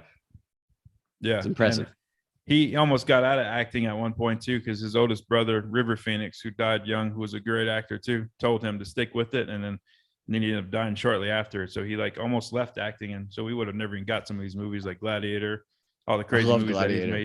made. One of my favorite Joaquin Phoenix movies that's out there that nobody really knows about is shit. I'm drunk and I can't remember the title of it now, but it's a murder mystery type movie, and it's like super dark humor. Vince Vaughn's in it, and Clay Pigeons. Anybody hasn't seen Clay Pigeons, go watch that Seen movie. that. It's Check that out. freaking awesome. It is done so well, and there's so many really good actors that are in there, and it's just flew under the radar. But it's a beautifully done movie. So what do you Were think about this guys fans of multiverse? Gotham? What's that, Jeremy? Gotham. Were you guys fans of Gotham? Speaking I- of all the Batman stuff. I watched like I don't know how many seasons they put out, but I watched a few of them, and then my life got crazy and I fell off, and I didn't keep up with it. But from what I saw, it was entertaining. I enjoyed it. What about I- you? So I never have ever been into like superhero stuff or anything like that, but Ben McKenzie, I was a I was a big the OC fan. So when he was the Batman character in Gotham or no, whatever James Gordon. whatever character Oh, he played in Gotham, I followed him to that, and I actually enjoyed the show. Yeah, So he I does was a good curious. job. I always thought, what's his name, Benjamin McKenzie? I always Yeah. thought he looked like he could play a good young Russell Crowe if they ever did a movie where those two were correlated in some I kind of can way. see that. aren't they doing a Gladiator sequel or something like What? that? That's one of the few movies out there that makes me cry. The end of that movie makes me cry. Yeah. That's like a life changing. Yeah. It's a great movie. I love when he's like, "Are you not entertained?" It's just fantastic. I could watch that all day. It's awesome. The African guy that plays his friend in that movie, where he tells him not yet. That whole thing makes me so emotional. I'm like you, dude. I get emotional in comic book movies, and sometimes I'll be like, yeah. So like the Spider-Man was totally like. I would expect to get emotional about that. But like other times I'll just be like, why am I fucking tearing up right now? They're just having a fight scene. What is going on? It's just like for no reason. Stan Strong warned me of a scene that got him emotional because he had seen it once before and he went watch it again with me. And he warned me that there was a scene that got him, and I was like, "Oh shit, it's gonna make me cry," because everything's making me cry lately. Like I'm like a little bitch, man. Since I got off all the pharmaceutical stuff, my body's like trying to adjust it, and I get so emotional about everything. You're fucked. I am. I cry about everything. It was one that caught me off guard too. It's not like the big one that everybody thinks would make you emotional. It was one that I was like, "Oh, that caught me." How can we say it so he knows, but they don't know? Just give him a clue. You seen it, right, Brad? What are you talking? Spider-Man? I don't know. Oh yeah, I've seen Spider-Man. Yeah. There was kind of like a redemption scene for MJ. Yeah, with MJ, where it was like there was like a correlation between another person that wasn't able to be saved.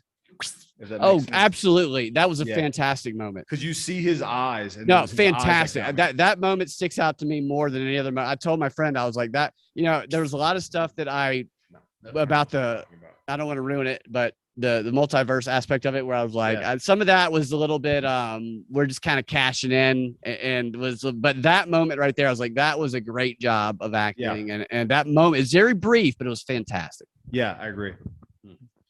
Yeah, he did a great job. I still haven't seen Andrew Garfield's second Spider-Man movie. It's his last one. Yeah. And I know that one that was good. That was the Lizard and Jamie Foxx was the shocking dude. Yeah. Whatever the hell his name is, Shocker. Homecoming or something like that. Electro, by the way. Shocker and Electro, two different people.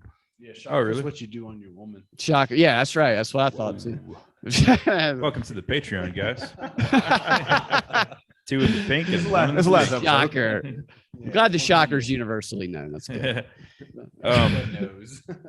But we were talking about like who our favorite Spider-Mans were out of Tobey, Andrew Garfield, and Tom Holland before we started watching the movie. And I think Tom Holland's the best, but he made a good point that like Andrew Garfield's really good at Spider-Man, like the Spider-Man character. Tobey was like good. The quips Peter Parker. No, right. Yeah, Toby's like a good nerd. Andrew Garfield's good. Yeah, Spider-Man's good at a being fucking sarcastic. But I think Tom Holland's probably the best at all balancing those out. Because he's so damn acrobatic in real life. He does a lot of those crazy flips. All those are not even stunts. He's too good looking though. You can't have a Spider-Man that's like the stud fanboy. Yeah, you can't have it. He's too good looking. Yeah, they should have made him Andrew dirty. Garfield, I would say, is Nerd-looking too. Like the Tobey Maguire is the one who fits the super nerdy. You would never. Yeah, he looks like a fucking nerd. He does. Love him. He's so great, Damn, but it's bro. like perfect, dude. Shout out Tobey Maguire. We know you're watching. And I heard I don't know personally, but I heard he's a dirtbag. I don't know if that's true or not. Have you guys heard anything like that? Well, They say that's what fame does to you. He's been best friends with Leonardo DiCaprio since they were teenager actors. So they've been on that high horse of living in the high class. Could you imagine if your best celebrity. friend was Leo DiCaprio? Yeah. When you're a kid, what was he in? On a fucking boat. He was a fucking kid in what was that show? I almost said Perfect Strangers. He wasn't in Perfect Strangers, but it was one of those 80s shows. He was Growing Pains, wasn't he? Growing Pains. Thank you. That's what it was. Growing Pains, and then he did What's Eating Gilbert Grape was like his big breakthrough movie acting role where he played the special guy. That's right. Yeah.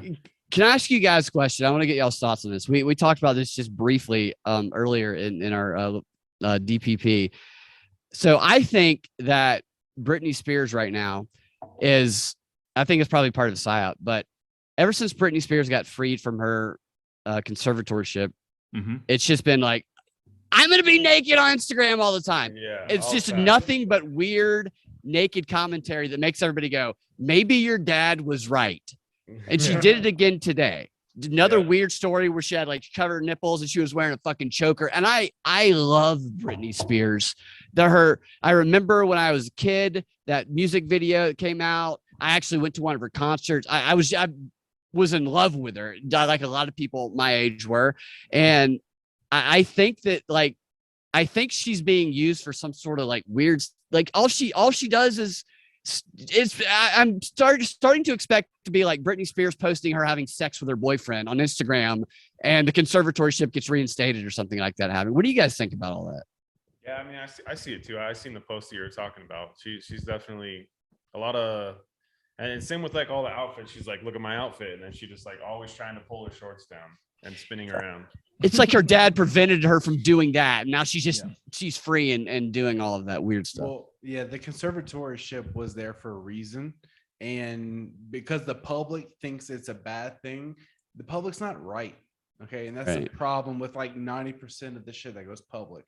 The public is stupid. We don't know the facts. And with Brittany, I'm pretty sure we can all agree that she probably should be under some sort of observation because, I mean, could you imagine being 16 years old and idolized by every man in the world? Absolutely. She has like a Michael Jackson thing where she is only ever known being idolized. Yep. I'd agree with it. She probably has some issues going on, but and she probably should be on the conservatorship, but it doesn't necessarily mean that her dad, Jamie Spears or whatever the fuck his name is, is the best person for the job. Well, he's probably the reason she's crazy. Robbing her for the money the whole time. Right. Yeah. I mean, that's a great point. I think she gets to spend less than any of us make in a year, and she's worth more than God. I feel bad for her. Money doesn't matter when you're fucking crazy. Yeah, any decent parent would have never let her go down a lot of the paths that she went down at such an early age too. So that reflects on whatever the hell his name is. Her parents, I can't remember what is his name? Jamie Spears, and then whatever the mom's name is, I can't remember. But they both are kind of nutty. And anybody who puts their kids in Hollywood when they're underage and stuff, I feel like Catholic schoolgirl outfit when she was 14. That's like her launch. Oops, I did it again. Is that what it was? Maybe it was your bait for creepiness. Like, I mean, I was definitely like 14 when that came out. Me too. I was like, fucking amazing. I loved her after that, dude. Yeah, we all masturbated to her. Let's be honest. Totally right. I think she's a year or 2 years older than me, or maybe 3. But when she first came out, I was like, she's the hottest thing on the planet. Totally. My buddies were like, holy crap, this is awesome. Let's watch that video again. Right. There was her and TRL Christina coming on. Aguilera. Yeah. But man, anybody that like, I can never imagine. I'm a father to daughters. I would never put my kids in Hollywood doing shit like that. Like, you got to be mentally fucked to try to make money off your daughters. You got to think you have to have child actors. Like, you have to have. Yeah. I mean, movies have kids in them. It's just part of it. But you don't need to like sexualize them like that. Okay, dude, so like your male version would be like Macaulay Culkin, right? Was that your male version? Kinda, yeah. I think Michael Jackson also, but Macaulay Culkin, who was associated with Michael Jackson, he used to stay with Michael Jackson at his ranch and stuff, and he actually defended Michael Jackson. Damn, that hurts to hear. It's all weird, twisted. Yeah. Well, I'm just saying, like, okay, so you have your male and your female version of child stars who've like grown up into the limelight. How do you handle them with the fame? So like Britney Spears, for example, is like a fucking, I wouldn't say she's a sex addict, but like everyone looks at her as a sexual object. Right. And Macaulay Culkin is the exact opposite. Sexual object. Exactly. Yeah. Well, I mean, we're dudes. I don't think girls go after him that way, but he definitely looks more like a crackhead than Macaulay Culkin. Did you guys see his Home Alone thing from a few years ago? He did like it was just like a short film that he did where it was Kevin McAllister comes back, so he reprised the character, except he's older, and he did this thing where it started off with kind of like Home Alone, but then it just went off the fucking psycho deep end, and he kidnapped somebody and he was just fucking murdering people. It's fucking hilarious. It's great. I'd watch that. That sounds good. I've heard him on podcasts, and he actually comes off fairly normal. Like, he's like, I just kind of dipped out of everything and went to France and like avoided all the bullshit. Man, this place is haunted right now. Yeah, you saw that? Yeah. I mean, dude, I'd be down to watch him do some other stuff, but when it comes to Britney Spears, like that's a lot of, I wouldn't say pedophilia, but at the same time, it's a lot of pedophilia with her. Yeah. It's like there's a lot of grown ass men that still look at her the same way. Right. Can y'all name anybody that grew up in Hollywood as a kid actor, made it to adulthood, that stayed in the business, that's not fucked up? I can't think of one. No, I think only the fucked up people are the about ones Wanda? that stay in Hollywood. Wanda? The Olsen twin girl. She's She's a good Wanda. She seems like she's got a straight mind. Drew yeah, but Barrymore she can grow seems up. all right. Yeah, Drew Barrymore went through Yeah. a bad phase, she man. was She went fucked through a up. lot Yeah, of shit. for sure. But Yeah. I mean, as an adult, she seems like she's Well, yeah, if you go that route, kind of Jason figured Bateman things out. is also, he went through a rough patch too, but he's a good stand-up guy too. And he Yeah. was a child actor. I like Jason Bateman, like his Yeah. stuff. Yeah, he's got a lot of good movies, and anything he's in is pretty entertaining. He can do comedy or drama, but Yeah, he's got that dry wit. yeah. I always think about, like, if you describe like a white man, like that's what I picture is Jason Bateman. It's like yeah, white yeah. man. Jason Totally. Bateman. Yeah, you're like a White man, casting okay. director right now, so that's probably like the way they think because he plays that kind of yeah, he's middle-aged your white dude. stereotypical white man. late 30s. banker. early You know, he 40s, can play any whatever. business guy.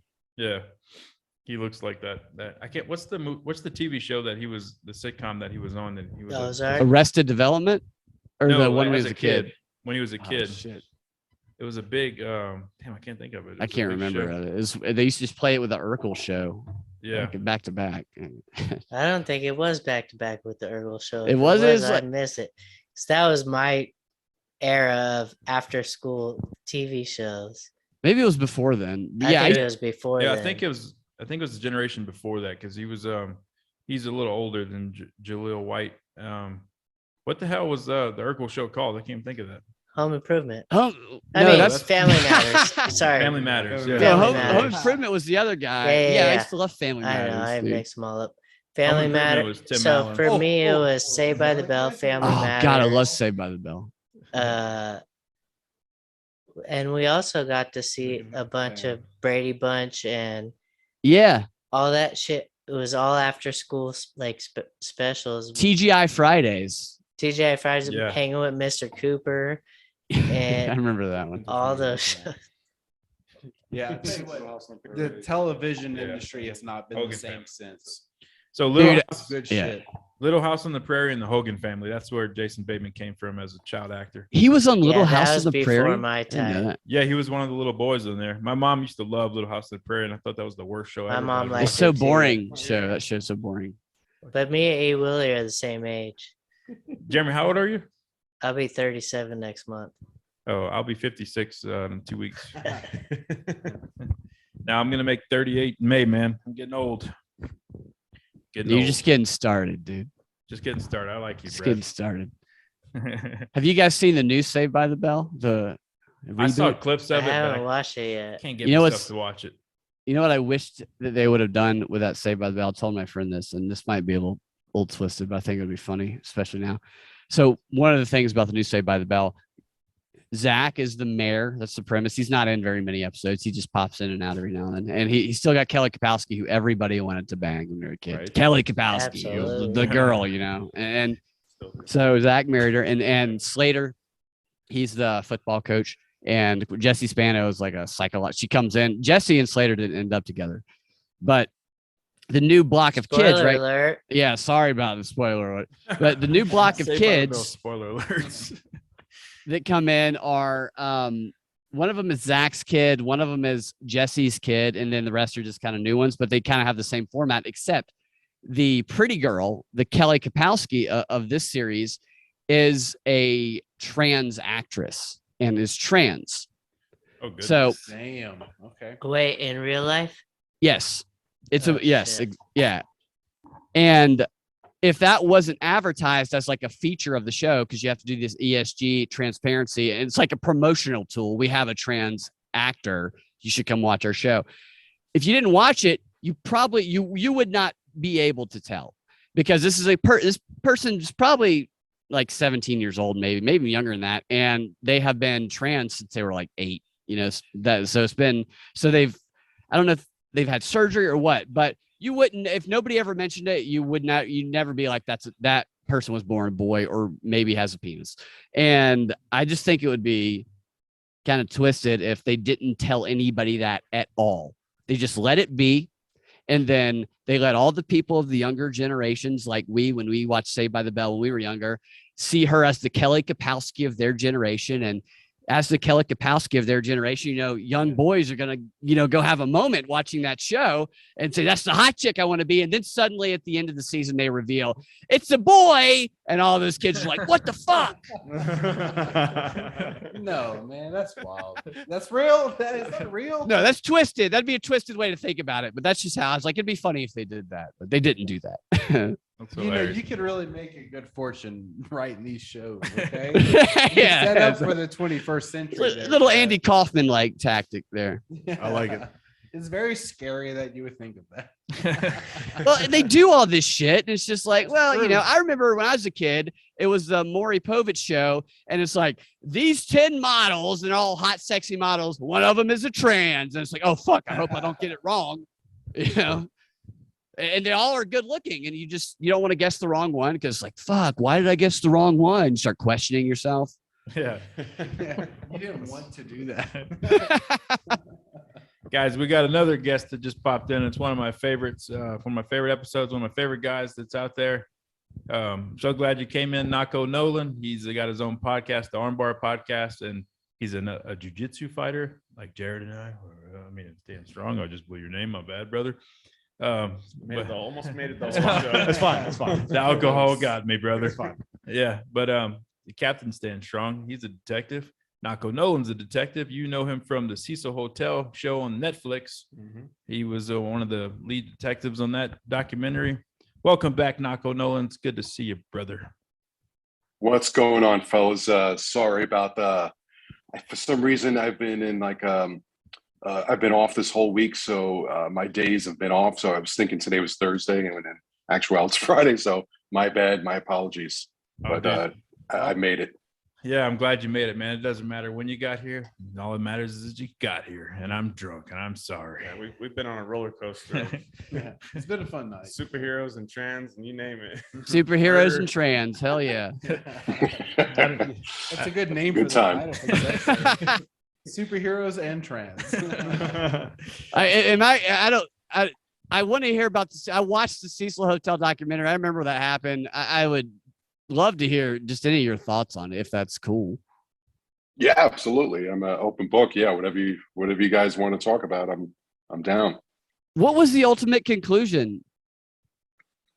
The ultimate conclusion was she was just a mentally disturbed person, and she had a history of when she would go into like psychotic episode type of things. She had a history of going secreting herself into very small places. So when she was going through turmoil, that would kick in, and then she would hide it under a bed or in closets and what have you.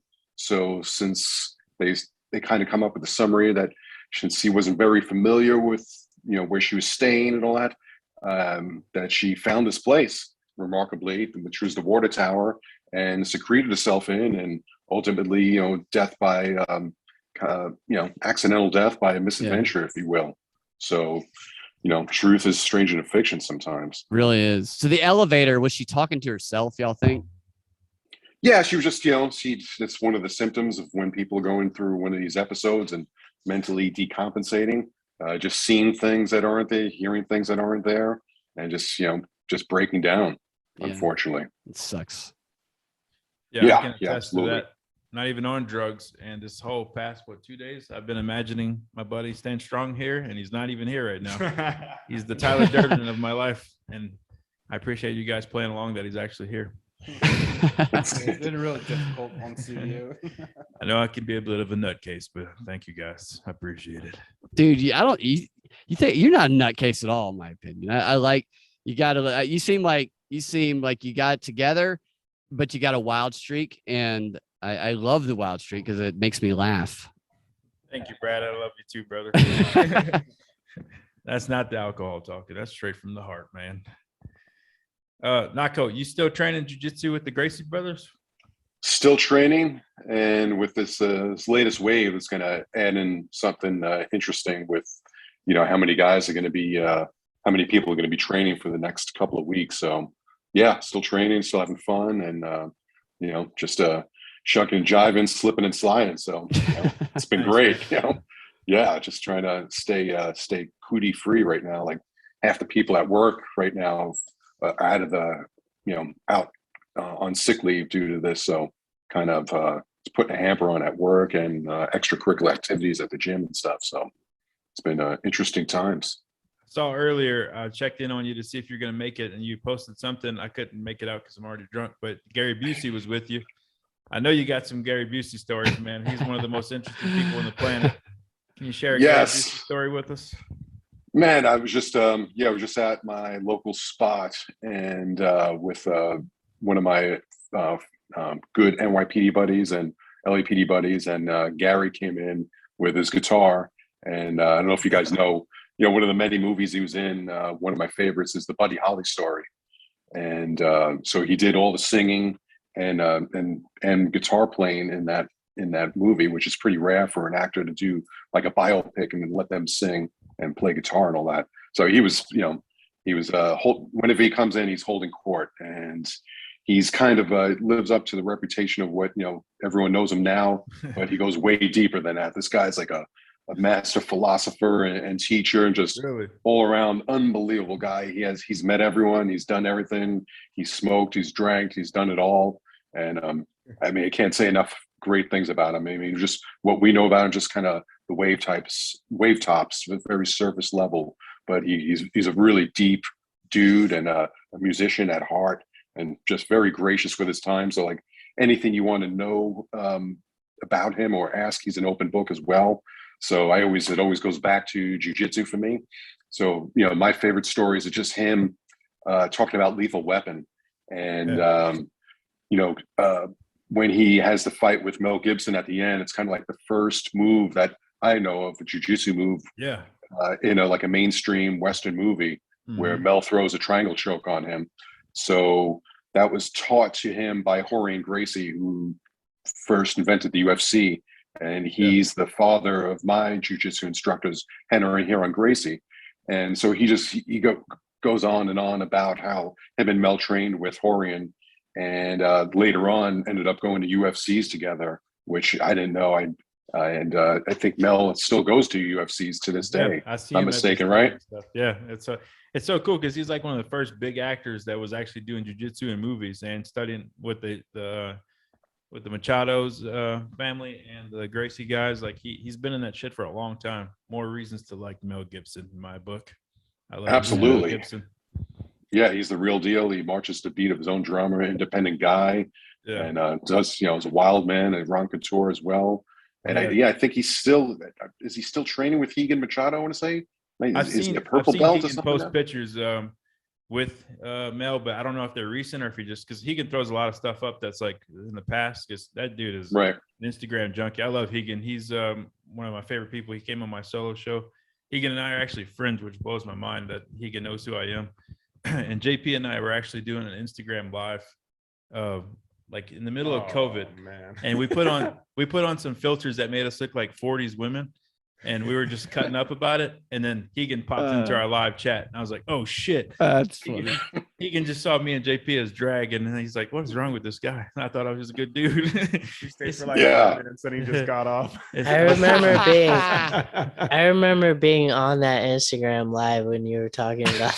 Yeah, Jeremy, you were there. That's awesome. That's I have that screenshot saved on my phone of me and JP dressed. He gave you like red lipstick and like this little flowery hat shit. And we looked so ridiculous. And Higan pops in. I was like, oh my God. It's yeah, those guys in Brazil don't play that funny style. So yeah, he probably was in and out, Higan still follows all my stuff and likes my shit. So apparently I didn't run him off, but I love Higan, man. He's one of my favorite people out there. Such a good dude.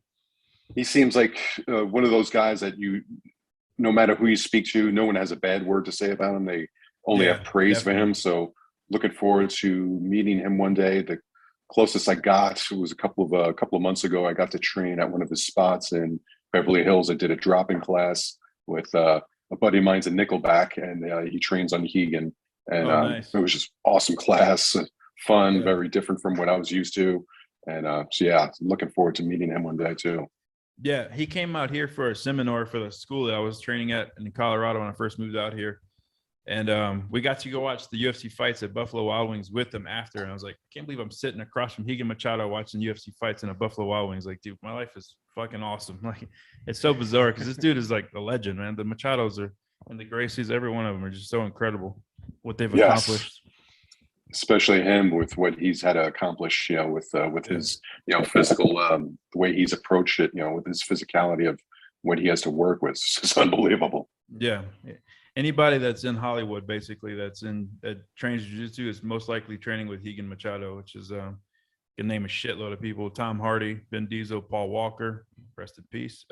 Charlie Henning, Sons of Anarchy guy, Keanu Reeves, Demi Lovato. There's been so many people that have trained with him, and like with your guys too, the Gracie brothers.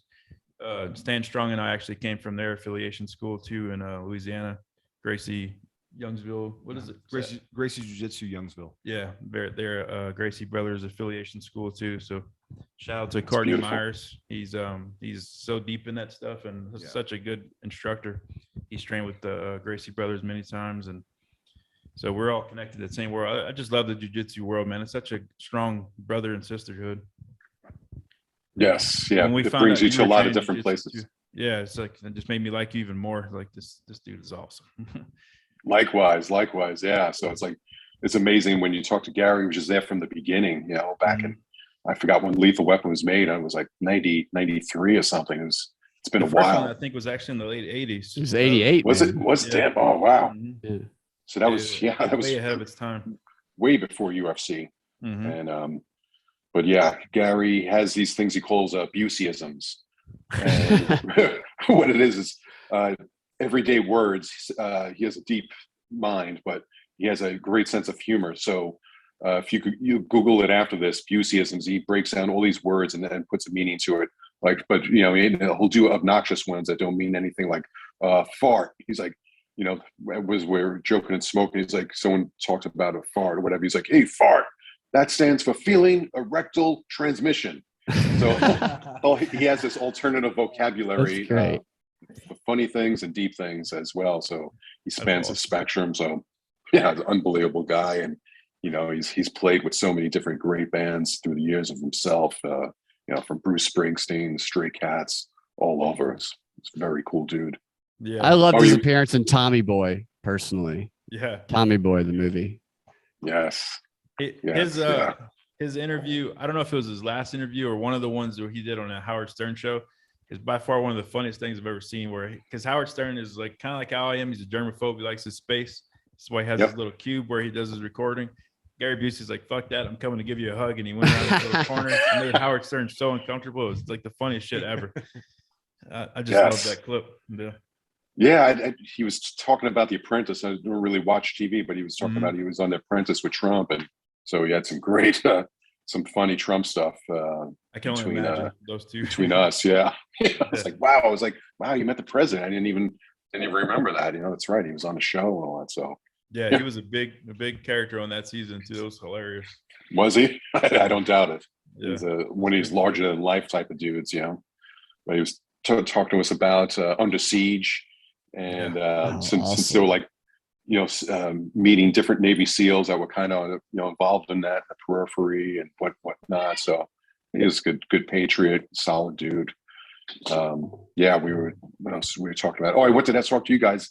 Did you guys see the new Oliver Stone JFK documentary? No, he was on Rogan promoting it recently, right? Yes. Yeah, I haven't seen it yet, but I'm looking forward to watching it. Did you watch it? Yes, go out. I've watched it twice now. Oh, go out there and definitely watch it. There's a 2-hour version, and Oliver said there's going to be a 4-hour version that's going to be released in February. It's a lot of information to take in. It's kind of like drinking from a fire hose, but it's unbelievable. And what he's done to dedicate his life toward seeking the truth and exposing the lies is very admirable, because he could be making a lot more money, doing mainstream Hollywood movies, but to find this niche in, taking risks with his career, that the unpopular choices and going against the grain, just, nothing but respect for him. So for you guys, and then anyone watching out there, I think it's on Showtime, Showtime's channel right now. Oh, nice. And, I have that. I'm watching Dexter New Blood with my Showtime package. It's I Black listened Sheep. I to said the- Tommy Boy. It's Black Sheep. I was thinking about. I don't want to misquote his movies. He was in Black Sheep, not Tommy Boy with Okay. Chris Yeah. Farley. Yeah. Yeah. I listened to the Rogan episode with Oliver Stone yesterday, and I didn't realize that the documentary is on Showtime. That's good to hear. I have that program. I'm also watching Dexter. I just caught up on the latest episode last night, but I didn't even hear them say that it was on Showtime. So that's legit. I'm gonna check it out for sure. With no spoilers, Jeremy, are you enjoying Dexter New Blood? Dude, last night's episode blew my fucking mind. Yeah, I Or- fucking love it, man. I think I mean, they killed it Sunday with the nights, season. I guess, but I Yeah. watched it last night. But yeah, the latest episode was fucking awesome. It's a little bittersweet to me that I can't talk about it because the season finale is going to be this weekend, and this episode is going to air before that, and we'll never know to close it out. But man, I have some crazy predictions on that, and they did such a good job with this season. It makes me sad that it's wrapping up, but I have some predictions on that it might. I've never seen one episode of Dexter. Would you What? recommend starting from the beginning, or is the newer series? Can you start from the new series? No, man, you got to know the Start from the roots. beginning. Yeah. Alright. You definitely could watch the new season as a standalone season, but I would recommend starting from the very first episode of the original Dexter. The first season's one of the most amazing shows I've ever seen in my entire life. I've watched the first season at least 5 times, I'm probably right there with you, Jeremy. and I've watched all the way through the series maybe 2 or 3 times. Season 1 to 4 is by far the best. The Trinity season is That's the 4th. maybe the best season of any show ever made. Yeah. Damn, that's bold. And That's bold. the good thing about it is the guys, the writers, the producers, everybody that was involved from 1 to 4 is who came back to do this newest season. So that's why it's so much better than 5 to 8. Okay. Yeah. So it's There's 9 seasons in total. yeah, and it's Damn. 5 to 8 was like you need to know it to know the story, but and it was a lot of like filler shit. It was like albums that were just filler songs. There was so much crap in there. I don't want to shit on Dexter because I love the show, but there was a lot of like they tried to turn them into like there were so much situations where it's like this is not real. You can't do this, you can't do that. Like you're gonna get caught by the cops. They kind of made him a superhero in a certain aspect in certain ways, but That says like 24, the way you're describing it. It's like with Really? Jack Bauer, similar. Yeah, It was 24 really is- good, and they turned him into just like ridiculous superhero where yeah, nothing could kill him. it got milked. It was milked too dry, man. And if they would have ended it with season 4 and then kind of let your imagination pick up what happened to make season 9, I think that would have been incredible. But it's Monday morning quarterbacking. We can't do. It's already done. But yeah, that's a great show. What were we talking about right before Dexter? I had something else to say about that subject. Gary Busey. Gary Busey. No, I think I was done with that. The documentary JFK. Oh, JFK, Oliver Stone. Yeah. So thank you, Stan Strong. So Oliver Stone said some interesting stuff about the JFK. He's the one that made the original JFK movie that was in the early 90s that everybody knows, Kevin Costner. There was some stuff about that he over time discovered that they were wrong about certain things too, which is I thought was super interesting, and how honest Oliver Stone is, which gives me more confidence in anything that he makes. Like this dude is legit. Like he's trying to put out awesome content and not just like Nako said, he's not just making money. He's putting out solid content with truth behind it. And I feel like they're gonna kill that guy because he knows he's talking too much shit, man. Because JFK stuff is creepy like that. That's what spin the whole conspiracy stuff with the USA with the United States when shit went sideways is when he was assassinated. Everything since then has been bonkers. So anybody that's trying to dig and keeps digging like Oliver Stone is, I feel like he's got a target on his back. What do y'all think? So did the new movie that came out? So it's updated from the previous one. Is there like new theories that he has in there? I haven't seen the JFK movie in quite some time, but yeah, it's from the interviews I've heard on various podcasts. He's added to it.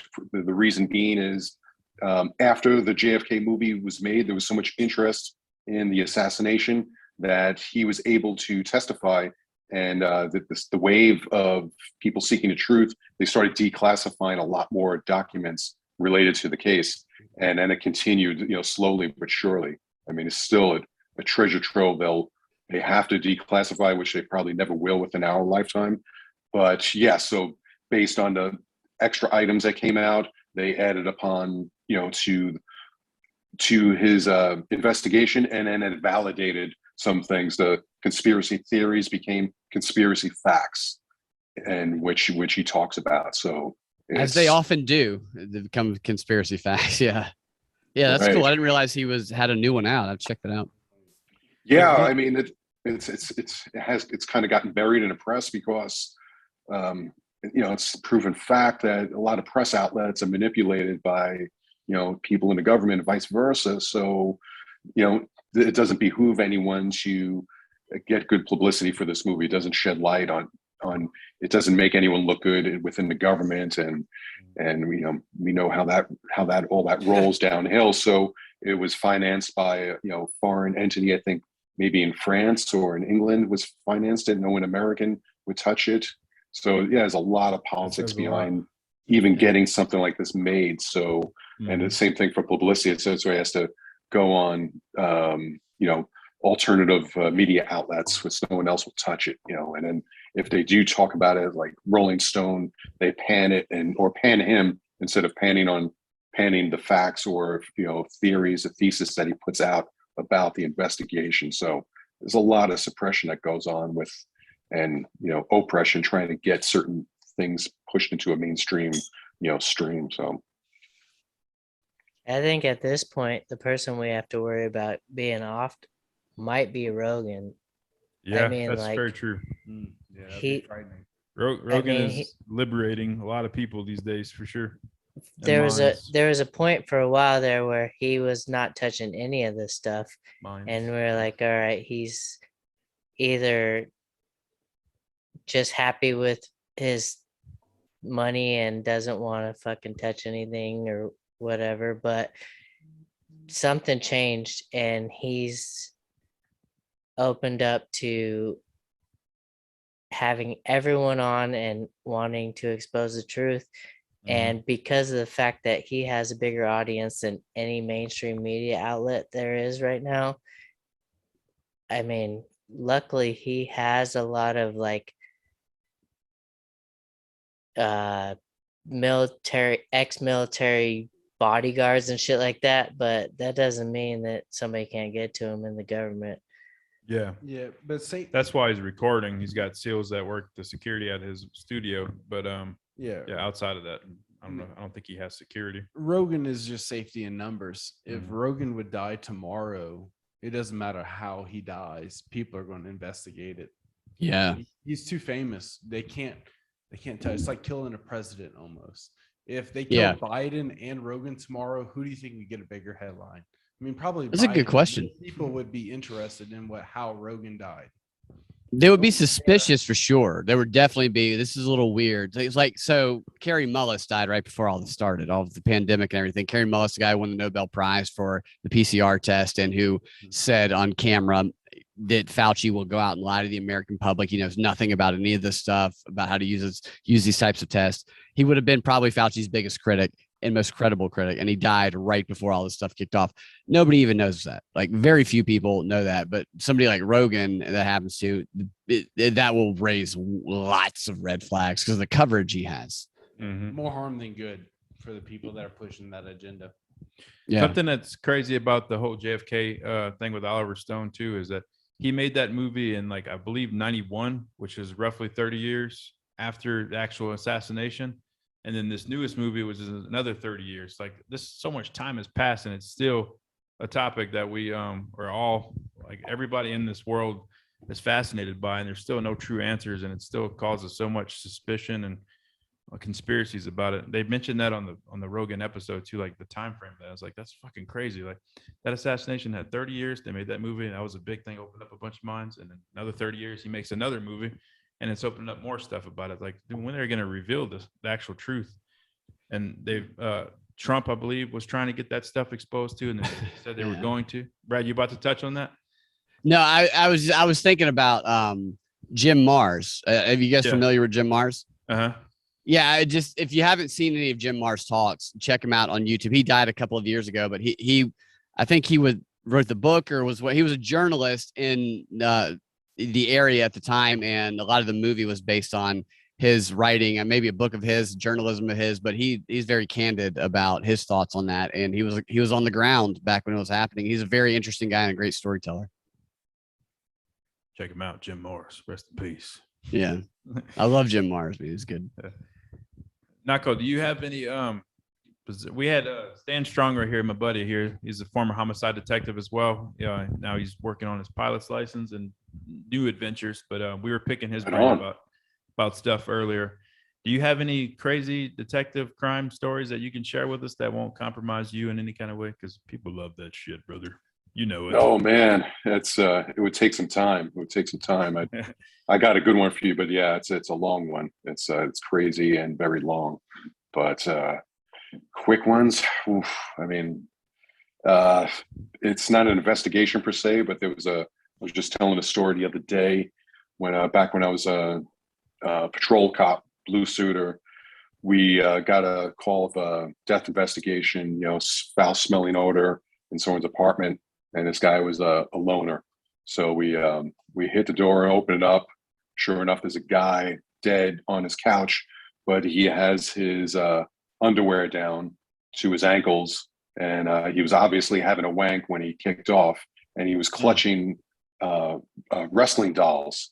And I remember like back in the 80s, like, when WWF was really popping, they had like these Hulk Hogan dolls and Andre the Giant and all that stuff. Yeah. Well, this guy like the hard rubber ones. Yes, the hard rubber, Exactly. maybe about this big. Dude, this is sorry about me. I just didn't die. And so this guy's kink was wrestling dolls. And I didn't know how many exist. I figured maybe 10 or something to WWF. No, this guy had like every wrestling doll made in the world, and they were all over his house in like a shit area of Hollywood. So a little rat hole apartment, and they were everywhere. So this guy's thing was, beating off to these things. So we're looking around trying to piece this whole thing together, find out what this guy's about.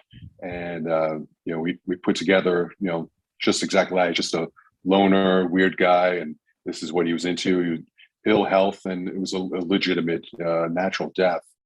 But to make a long story longer, when he was really big too, he was very obese, go figure. Oh, and so when the guys that come out from the medical examiner's office, like the coroners and all that, they only sent one person out, and they had to wrap him up and try to get him out of his apartment, which was a task unto itself. And between the stench and all the fluids that were coming out of him since he was there for a while, and the layout of the apartment, it was up on the second floor, and they had to take him down these stairs. There's no elevator or whatever. And the coroner's asking us, he's like, "Hey guys, I need a hand with this. Can you help me out?" And it's not in our job description. Normally we would, but in this case, we're like, "No fucking way. I'm like, we're not touching that guy. You're on your own, brother." And he's like, "Really?" I'm like, "Hey, sorry. There's one time we're going to pull out the rule book. Like, we're not allowed to do that." And he's like, "Damn it." So he wraps this guy up, and he couldn't get the gurney in there. So he's dragging his body, and, it's like, trying to deadlift like 1,000 pounds. He's dragging this guy on a white sheet down the hallway, and it's leaving this huge snail trail. And this little kid comes out, maybe about like 6 or 7 years old, and he looks down, and he's like, "Is that a dead body?" And the guy's like, "Yeah." Sergeant Slaughter? Yeah, exactly. Yeah. "Is that the Iron Sheik?" And so he says, like, "Is that a dead body?" And the coroner guy's like, he's like, "Yep." And the kid just goes, "Cool." His eyes light up. He's like, and he takes this poor guy and he drags him down the steps, and this guy's hitting every step. Oh my God. Like, boom, boom. And just more and more fluids being released from this, and he gets him into the van, and away he goes, and all the fluids and everything else stink and all that, it was there for everyone, for the superintendent or whatever, and the department manager to clean. So it was a mess. So yeah. So if you see somebody that has wrestling dolls and they live alone, yeah, check in on them. So what happens to those wrestling dolls? Willy, are you okay? Where do the wrestling dolls go? I only have one Macho Man doll, okay? And I do live alone. Yes, I do. But it's at my ex-wife's house. Like if you had family, they probably go to family. But so what? These could be collector's items. What happens to the wrestling dolls? They could have. hopefully this guy had a family member. I don't think we were able to find any next of kin information, but like they say, where there's a will, there's a relative. So I'm sure somebody has it, or, worst came to worst, this guy, the apartment manager or whatever, went in there and scooped up whatever he needed if this guy lived on his own and no one cared about him. So that's what usually happens. So. Did I run a black light over these figures, man? Yeah, I was gonna say. Criminally terminated. Ultimate Warrior has been stained. Yes, throughout the black light. That is so like, I mean, it's sad, but like there's people that have like these fetishes and stuff. So it's just the worst fetish that probably any of us could imagine is probably not even close to what the worst fetish that exists is, Very true, man. Very true. Yep. Everyone's got that dark side that only they know about. But yeah, I learned about a new one that day for sure. So man, what do you think he was doing? Like, his underwear is down. Was he wearing tighty whities? I feel like he's wearing tighty whities. Of course. He said tighty whities. All right. Yes, so that was vivid. Let those details just die with them. Okay. It was probably cardiac. Usually that's he was obese. Cardiovascular type issues. So. All right. One more question. Was Doink the Clown in his anus? I was thinking the same. Good question. Thank you. I don't know who that is, but I wouldn't rule out anything. I'll leave that up to the red nose, right? I'll leave that Doink up to the was medical awesome, examiner. guys. Nobody knows Doink. He didn't get enough credit. He was hilarious. One of my favorite childhood memories of a dog in here was Doink the Clown bought a little person, a midget, if you will, for Macho Man, and he chased the Macho Man around, and Macho Man was pissed off that he bought a little guy that was like an identical mini-me to Macho Man. Then they had a Doink the Clown mini-me, and they were fighting until I was like, this is freaking hilarious. It was like 1992. It's the funniest shit ever to me. Shout out to Macho Man. Rest in peace. He said he was going to come back during our show, but he never did. Thankfully, he didn't repossess me. Did Uncle Pat Miletich come out on? Did he come out tonight? I got to reach out to Pat. I'm not sure why he didn't come. Jeffrey Wilson, his co-host, was here for a while with us, but I don't know why Pat didn't. But I'm gonna try to get a message from Pat for the episode. But right on. He said he wanted to come. I don't know why he didn't. A couple of people didn't show up that said they were gonna come, but that's life, guys. That's life. Being a book. They must have been idiots like me thinking it was Thursday still. They'll be hitting that link tomorrow. Hey, what's going on? Yeah, for everybody who was invited to this show, I did screw up majorly when I sent out the emails. I made the Zoom account thing, which I typically have the guests make, and I had to make it on my end, which was a little weird. Like it didn't look right.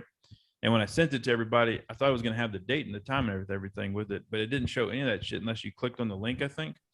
And everybody kept asking me like, hey, when is this? They're like, oh, it's not in the email. My bad. I fucked that up. That's kind of important for you guys to know. So I had to go like privately and independently add all these dates and times, and it causes the shit show. So that was to be fair, when I looked at the email, there was no date and time, and I actually joined the Zoom meeting just to see when it said it was gonna when it was actually popping off. When you clicked it, then it showed you had to go into the meeting. I had to actually join the Zoom meeting to see when it was What a popping royal off. fuck up from Booker E, guys. Willy. But it's only the last episode. It's not bad. That's funny. Yeah. Guys, I got to get out of here. Thanks for having me on, and it was cool talking to everybody. It's really very interesting stuff and a lot of fun. And I'm serious coming on y'all's show when the couple times that I've been a guest with y'all, it seems like I feel like y'all are the type of guys that if we were hanging out in person, that we totally like go to a bar, stay till probably like 3 a.m. or it close, and probably get in a little bit of trouble. Is what I feel like. I feel like it'd be fun. So I always enjoyed it. I know everybody that listens to us, they always enjoyed the shows talking to y'all. Y'all are down to earth, but you're also open-minded. You're funny and you're cool. So I hope to see new projects from you guys. And maybe this won't be the last. Maybe it's a break. Maybe it comes back in another formation. Whatever. And good luck to you. And awesome, love you guys. It was nice to meet everybody and hang out with everybody. Peace, Brad. Thank you so much, Brad. Pleasure. It was a lot of fun hanging out with you. We love you, brother. Love y'all too, man. Y'all have a good one. Later. Oh man, yeah, we should probably wrap it up. I was gonna try to keep this at 2.5 hours. I think we're almost at 3.5 hours now. I'm not sure. Is it already? What Yeah. time is it? 4 hours. It's like 2:30. I mean, 10:30. Losing my mind. Yikes. But yeah, we'll wrap it up. Jeremy, thank you so much for being a loyal listener and a good brother, man. We appreciate you so much. You've been a big morale booster for us. Yeah. Thanks for having me on this last episode. It means a lot. Yeah, man, it's been congratulations on a young boy you got there. It's awesome, man. Your family's Appreciate growing. it. I just wish your background wasn't the apocalypse. It's kind of bumming me out. My bad. That's good, man. That's good. No, yeah, it's fitting. I like it. Yeah. Nako, thank you so much for coming on, bro. Is it the Armbar podcast? Is that the one you're running still? Yes. Yeah. Armbar Check podcast. Yeah, Yes, check out the yes. Armbar podcast. He's got a lot of awesome guests on there. You train with Jocko. You train with so many cool people on a regular basis too. You know so many cool guys, man. I have a crush I'll on have you. to check that out. My cousin's actually wrestling on a scholarship at Colorado Mesa right now. He's a redshirt freshman. Nice. So everything wrestling and jujitsu is life for me. My daughter's gonna turn 4 in a couple weeks, and we're getting her on the mat this season coming up. That's exciting, Hell man. yeah. Nice. Beautiful. Awesome. Love to hear that kind of stuff. Yeah, guys, Yes, check out sir, the sir. Armbar podcast. Jeremy, I'm sure you don't want your family followed and stalked on social media, but plug anything you want, brother. I got nothing, man. I'm just a big fan. If you ever Thanks. come down to That's see right. grandma, man, let us know. Yeah, We're here. we'd love to take you For out sure. for dinner or whatever. Cornhole, whatever you want to do, brother, we'll do. I'll come watch him wrestle, and then I'll hit you guys Cirilla up. likes to play cornhole. Yeah, you can watch me and Stan Strong have a grappling match, man. We've had some good matches. They play Sounds cornhole good. with each Willy other. hasn't been beat up in a while. Yeah, I need it. I need to be humbled. Make it happen right now. Let's go, Patreon, brother. We'll do a match in the fish bowl. Hey, you guys still selling any of your merch? I always meant to buy some, and life got in the way. I Yeah, just want a fucking hat or a t-shirt or something. yeah, dude. Hit me up after on the email thing or whatever we've been talking through. I can't remember, and I'll get you hooked up, man. We still have our link with that top shelf printers. Sounds good. I'll probably leave that open and then just build off of it and just add our new shows that we come up with to it. So the TOT merch will always be there. Oh man, it's emotional for Right me. on. Y'all have any final thoughts? Yeah, we can go around corn. Yeah, we'll go around the Hey, we'll dude, go around the so world. I guess I'll go first, man. My final thought, dude, is fucking congrats. You guys had a goal. We did it. We're here. 100. That's a big accomplishment. So congrats to you guys. Proud of you. Thank you, David. It's Thank you awesome. for finishing out It's with me awesome, too, man. dude. You've been a nice addition to the show. A lot of people have liked your stuff. A lot of people have asked for you not to come on, but I didn't repeat that. So I was It's probably just the wife. like, Enough of my shit. yeah. No, it's good though. Congrats, guys. Like that's you started, you finished. It's awesome. Yep. That's what every woman wants. Whoa, hey now. Sausage Fest podcast coming soon, guys. Yeah, I want to see all 4 of us back. Let us know. I'll talk these guys into it. Bookery, I'll do it. Stand strong, Captain Stand Strong. Now that you're no longer homicide detective, you're a pilot and Captain America. Oh God. No, I just want to bring it back to what I said earlier, man. Y'all have no idea the tiny effects that y'all had on people and what effects they're going to have on other people. So echo what he says. Outstanding work. Congratulations. But man, y'all really have you will never know how much good you have done for people. So thank y'all. Thanks. Thank you. Yeah. Yeah. JP, you go, bro. It's been wild. It's been a wild ride. It is emotional. It's kind of it's crazy. I can't believe this is it for now. For now. Yeah. Ooh, But it's I still, love it's like it. I love it. Cliffhanger, baby. I don't know what's coming next, but man, it's bizarre. It's bizarre. I'm kind of at a loss for words, honestly. I am too. All I can say is stick around for the post-credit scenes if you're a Marvel fan of all this kind of stuff, superhero movies. I might throw a bonus scene here that's going to leave cliffhangers. Yeah. So thank you, everybody that listens to our show. Anybody that's bought the merch, anybody that signed up for the Patreon, any kind of support you've done, you shared it to anybody. We appreciate all of it. We're nothing without you listeners. I think we're creeping up on 40,000 downloads as a total. We've ran this for 2 years. January 2020 to January 2022, which is kind of awesome. beautiful how it all played out. So it is what it is, guys. So thank y'all for being with us, and we'll see you in the next adventure. I feel like we need to do one big ass woke wolf pack. We got 4 sausages in here, 2 on Zoom. When I say woke wolf pack, I need everybody to howl like a wolf, please. Woke wolf pack. Oh,